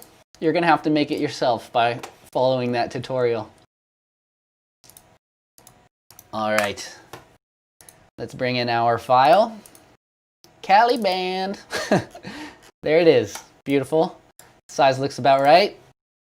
Now we're going to go into the settings. You can always look through all these settings to find your stuff, but I love that Cura has a search bar right up there, so I can just type in spiral. And there comes that special mode, spiralize outer contour. Smooth spiralized contours. I don't know how much that'll smooth things. We do want to get all those nice curves of California, but we'll see what the preview looks like. And I think we will have to turn off the top and bottom layers. Yeah, so we'll go into bottom. Bottom thickness, 0. Top thickness, 0. Let's see if that does it. Nice. There we have our rubber band. And because it's printed in spiralize mode, there are absolutely no seams. The entire thing is printed as a continuous spiral as the print head slowly lifts up. Very cool, right? That's a nice looking rubber band. I made it a little thicker than most silly bands are, but this isn't a silly band, because I'm pretty sure that's trademarked. This is a Springo band. Oh, haven't used that one before. Okay, let's do it. I've got my flash drive. I do enjoy this, doing really quick models for you guys. I can go through the whole process and it's not like an insanely long stream. We're still just over 3 hours. We're probably nearing the end, but I want to have some cool, successful final prints to make all your guys' lovely time. Guys and girls, I know there's a debate about the use of the term guys, and I promise I don't mean any ill will. It just rolls off the tongue, and it's a very California thing to say. When I say guys, I mean guys, gals, and everyone in between and around. That's all of you. You're all special to me. Especially you. You're watching my stream when there's probably a million other streams you could be watching, but you're here, and I love it. Okay, that looks great. I love the smoothed out spiral. What am I doing? Save to file. 6-minute print. I already saved it. I'm getting distracted. What's new? All right. Dejected. Let's do it. Let's print our Cali band.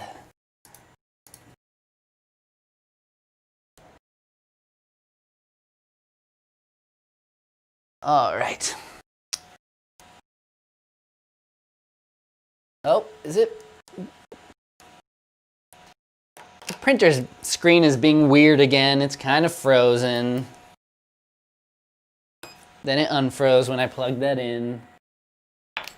I have a feeling this printer has a few little quirks that you kind of gotta learn, but there you go.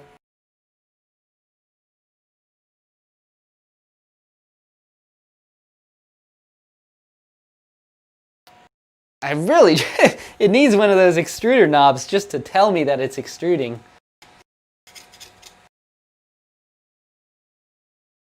It's hard to note. Like, we're getting some slow leakage out here.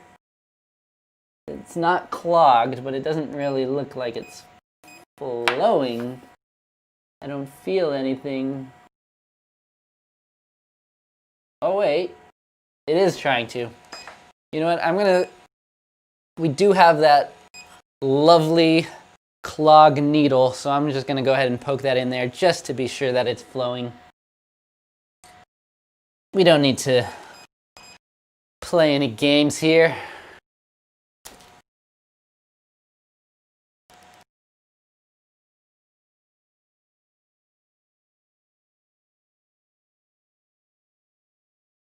All right, well, it's not clogged. That flowed pretty nicely. Ow. I keep burning myself on this needle. So most clog needles won't get super hot, but since this is for a thicker nozzle, it can absorb more heat. It keeps burning me. All right, looks like it is extruding, kind of.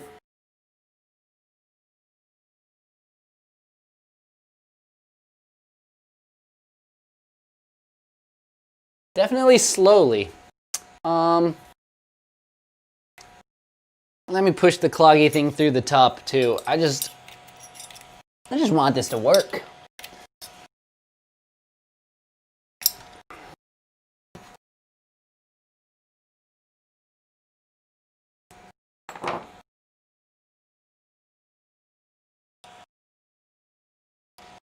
Sometimes you just want things to work. Stop playing games. There we go. Getting a nice smooth flow. So we'll go ahead and start the Caliband, and off it goes. Oh, just in time to start lagging. Of course.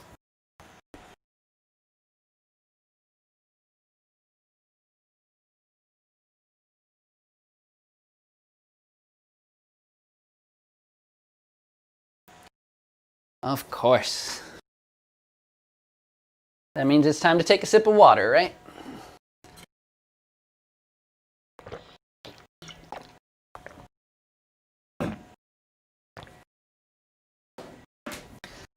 I do think this will be a successful print. I'm more confident than I was about other prints today.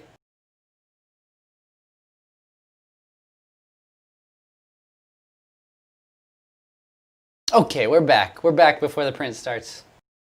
Thanks for dealing with the lag, folks. I gotta deal with it too.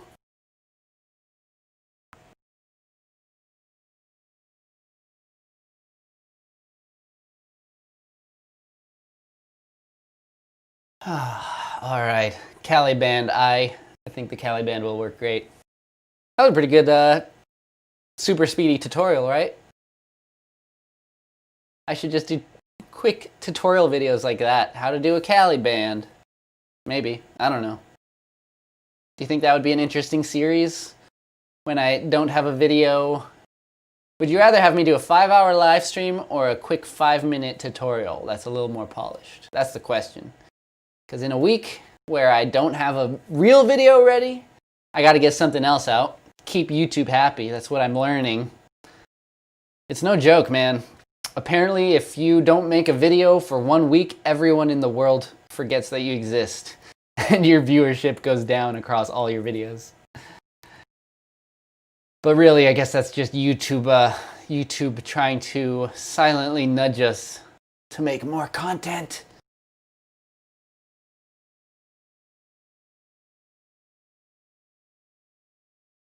Is the video cutting out for you guys?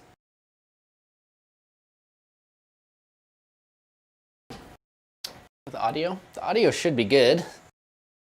But then again, I broke another microphone the other day.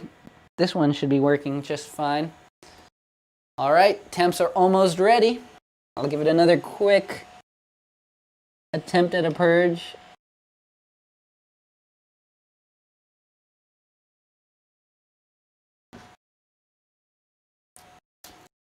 All right. Cali band. Cali band. My mic cable is all twisted up. My microphone is a USB thing and it's plugged into 2 USB extension cords connected to each other. So it's kind of a little bit of magic that it even works.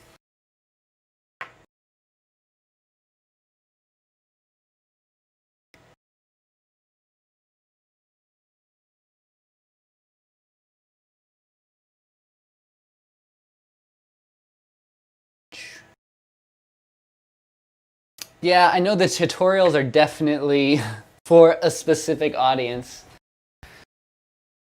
And, well, this channel just happens to be for a lot of different audiences. I'm always trying to do a little bit of everything, which is not the ideal YouTube strategy. Anyone would tell you. You ought to focus on something, but I prefer to do everything that I enjoy. Whoops, forgot the purge line from that last print. I think we'll be okay, though. There's still black coming out, actually. Was that hidden from the last print? No. There's a little doo-doo on the nozzle, which I don't think will hurt anything, but I don't want it to potentially gum up my beautiful rubber band.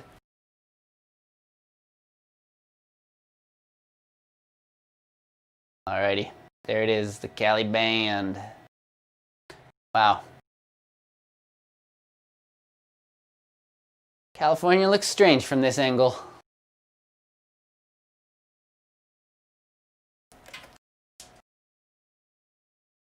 I love watching vase mode prints. They're really fun. It's just so smooth.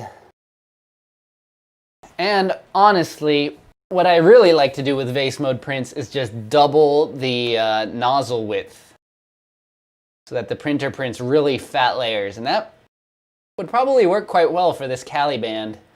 If this one snaps right in half, which I don't think it will, this filament is super rubbery, but if it does snap in half, my next step would probably be to double that extrusion width. Because, yeah, it's something that not everyone realizes is you can take a 0.8 millimeter nozzle and print 1.6 millimeters with it decently.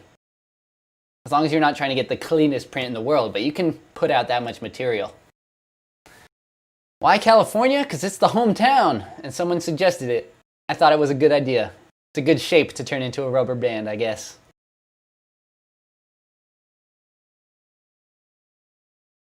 Bye, Verd the Bird. Thanks for joining. Have a good night.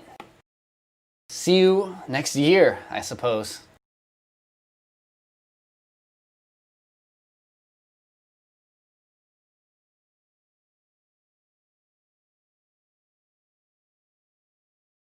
Yeah, I do have a background filter, so if the audio of the fan is like right on the limit, it probably cuts in and out.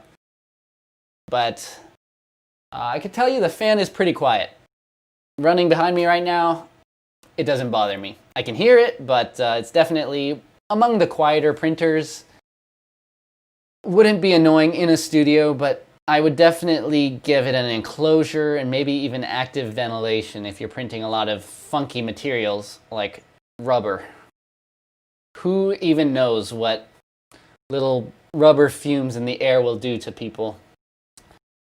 There's not a huge wealth of scientific studies specifically for 3D printing, but I'm not going to be the one, I'm not going to be the guinea pig. I guess I kind of am, but be safe, folks. Ventilate your 3D prints. Marcus, thank you for the super chat. I'm glad you like the print. Look at it go. That's the other thing about spiral mode, is it's so speedy. You glance over, after a minute, and you've already got a good number of millimeters on there. Like if you're going to show off 3D printing to friends, this is how you do it, vase mode. And that's usually what they do at 3D printing conventions and stuff. Not that I've been to a whole lot. I probably would have gone to a few this year if everything didn't happen. But yeah, the conventions love vase mode prints. I've stumbled upon several of my own vase designs going around the convention floor, which is always pretty awesome. It doesn't smell like burning rubber, but there's a smell. Kind of a rubbery smell, yeah. It's not like super intense, but it's there.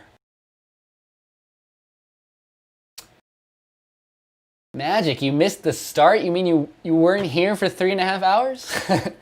No, I am printing this machine. It's called the Cambrian. It's a new machine that's going to be released on Kickstarter, so who knows what will come of it. This video is not a guarantee that it's going to get funded, and if it gets funded, it might not get delivered. The first Kickstarter printer that I mentioned on this channel was the Obsidian $100 3D printer. And I was still pretty new to the game back then. I got punked because that printer hasn't been delivered still after like 3 years. And I hate to think that I was part in somebody's decision to back that printer, which probably there were a few people who saw my review, even though I mentioned that it was a Kickstarter. You know, I had my whole disclaimers there, like, hey, you never know if it's going to work. Do we really need another i3? This isn't an i3. This is a rubber filament printer. That's what I should mention. This thing is made to print rubber filaments, and right now we're printing with a very flexy filament. Gosh, I wonder if the manual says whether it's Shore A or Shore D hardness. I guess it must. I should be able to do the math by looking at a scale. So, I think this is Shore A. Yes, definitely. It's definitely a 60 Shore A hardness. And I think, I don't know, do you guys know if there's any filaments that are more flexible than that? I think I've heard of a 55, but maybe even like a 35? Maybe I'm dreaming. Or maybe that was Shore D hardness. I know a lot of the like PLA hybrid flexibles are like in the 90 range, and this is down at 60, so it's pretty good.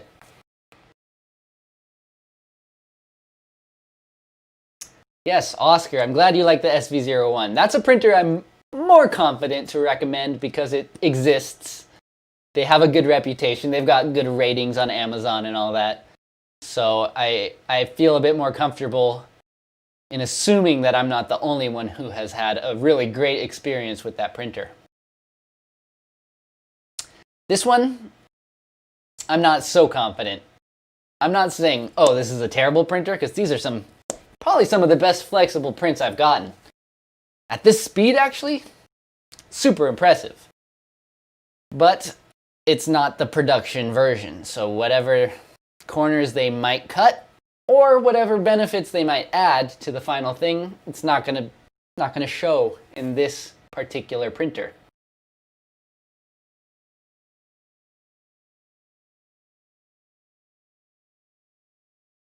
Oh, it's done. Yeehaw. All right. I'm gonna let you guys see this thing coming off the bed, because I think it'll be pretty impressive. This is a thin print here, so if anything's going to demonstrate the flexiness of this rubber filament, it ought to be this California Caliband. California Caliband. Looks pretty fun. And like all the other prints, it's pretty easy to just pop off. I love that about flexible filaments. Bed adhesion is not such a big problem as it is with others. I'll let this cool down for just a second. It might still have a bit of might still be a bit thermoformable if it's not cooled down enough. But look how clean that is. Super clean. Which, of course, it is a spiral mode print, so it should be clean, but this clean out of a flexible filament is pretty awesome. All right, I guess the final thing to do is a stretch test, and then we'll call it a day.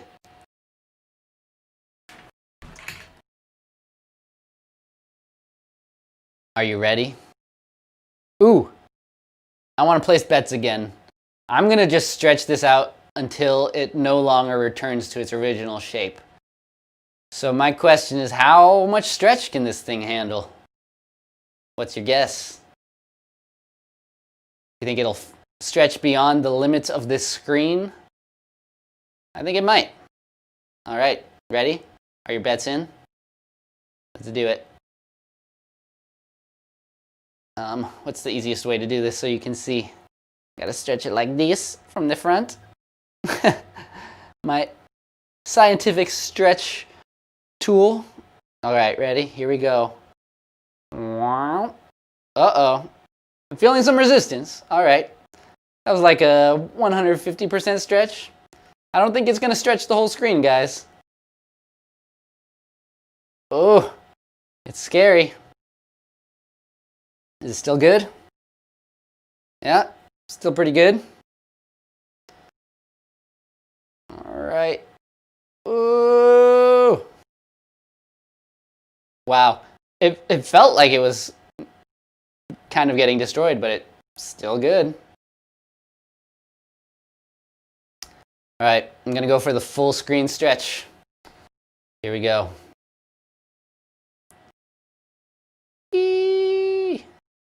Oh my gosh, it's tight. There it is, the full screen stretch. Wow. Okay, I mean, that's impressive. That is truly impressive. I think we just gotta go for the break now. Or do I don't know, kind of like the Caliban. I can wear it. It's a little tight around my wrist. Probably should have gone an extra 10 or 20.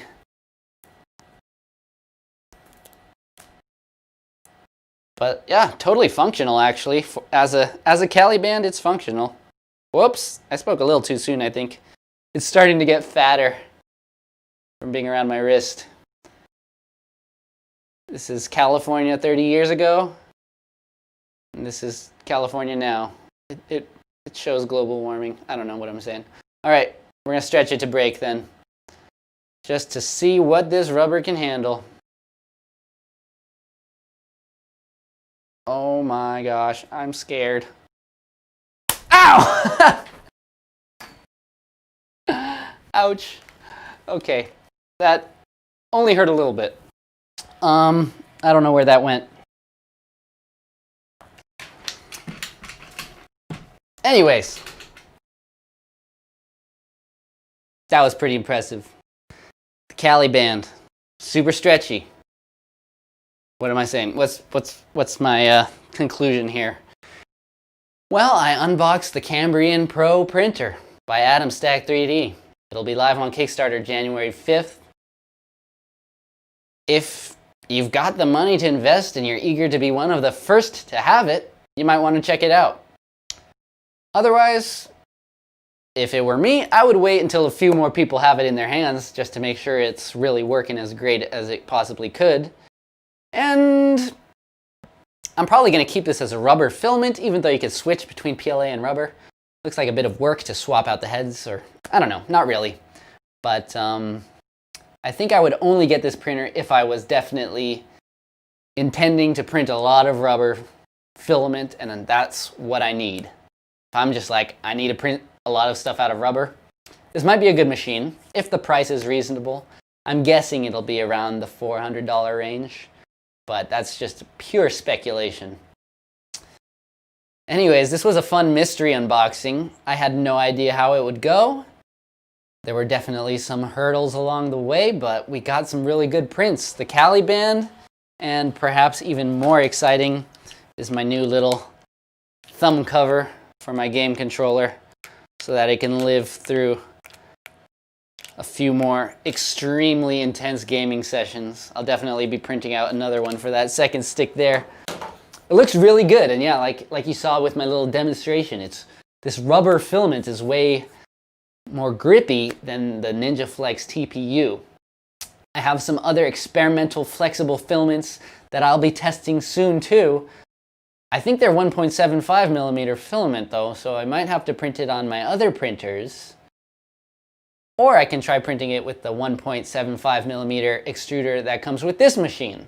In case you missed the beginning of the stream, this machine is very strange in that it has both the 1.75 and the 2.85 millimeter extruder heads that you can swap out. Some wild stuff. So, I'm gonna have to experiment with it a bit more. Not sure I'll do a review of this machine since it is pre-production, but I definitely want to do some awesome rubber prints while I've got this thing. I mean, that's what it's for, and that's pretty exciting to be able to do some more elaborate flexible prints. I've done flexible stuff in the past, but I had to be very careful about the structures and overhangs. Couldn't do anything too fancy. According to some of the examples that Atomstack 3D has on their half-completed website, this thing is printing full shoes with support material made out of flexible filament that you can apparently break off and have some awesome shoes. Custom shoes. I might do it. That would be awesome.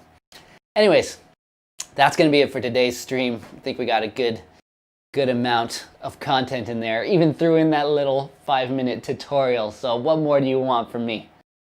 It was really fun. Thanks for hanging out, everyone. We still got almost 300 people in the chat, so it's been one of my more successful live streams. It seems like the more I do this, the more people show up, which is a good sign. I'll expect to do more. Yeah, almost certainly I'll have more live streams next week, like 2 of them. So keep an eye out. I'll usually announce it on Twitter, maybe on YouTube community or whatnot. Anyways, before I ramble too much, just want to say thanks again for the 5th time. Thanks to everyone who corrected all my idiotic mistakes throughout this stream. This print probably wouldn't have come out so nice without your help. And I guess this is my last YouTube appearance before 2021. I'm not saying all of our 2020 woes will instantly be gone 2021. In fact, it's a certainty pretty much that won't be the case. But we've survived this year together. So let's all be really good to each other and make the next year better, whether or not the forces are fighting against us. I'm here with you guys. Let's do it. All right. But until then, I'm Devin. This is Make Anything. Stay inspired, people. There's always something to stay inspired about. All right. Oh, I just realized how weird this is with the 2 cameras and me leaning in here, and you can see me there. Next live stream, there will be one more upgrade, and I'll always get a little bit better. All right. See you guys. That was fun.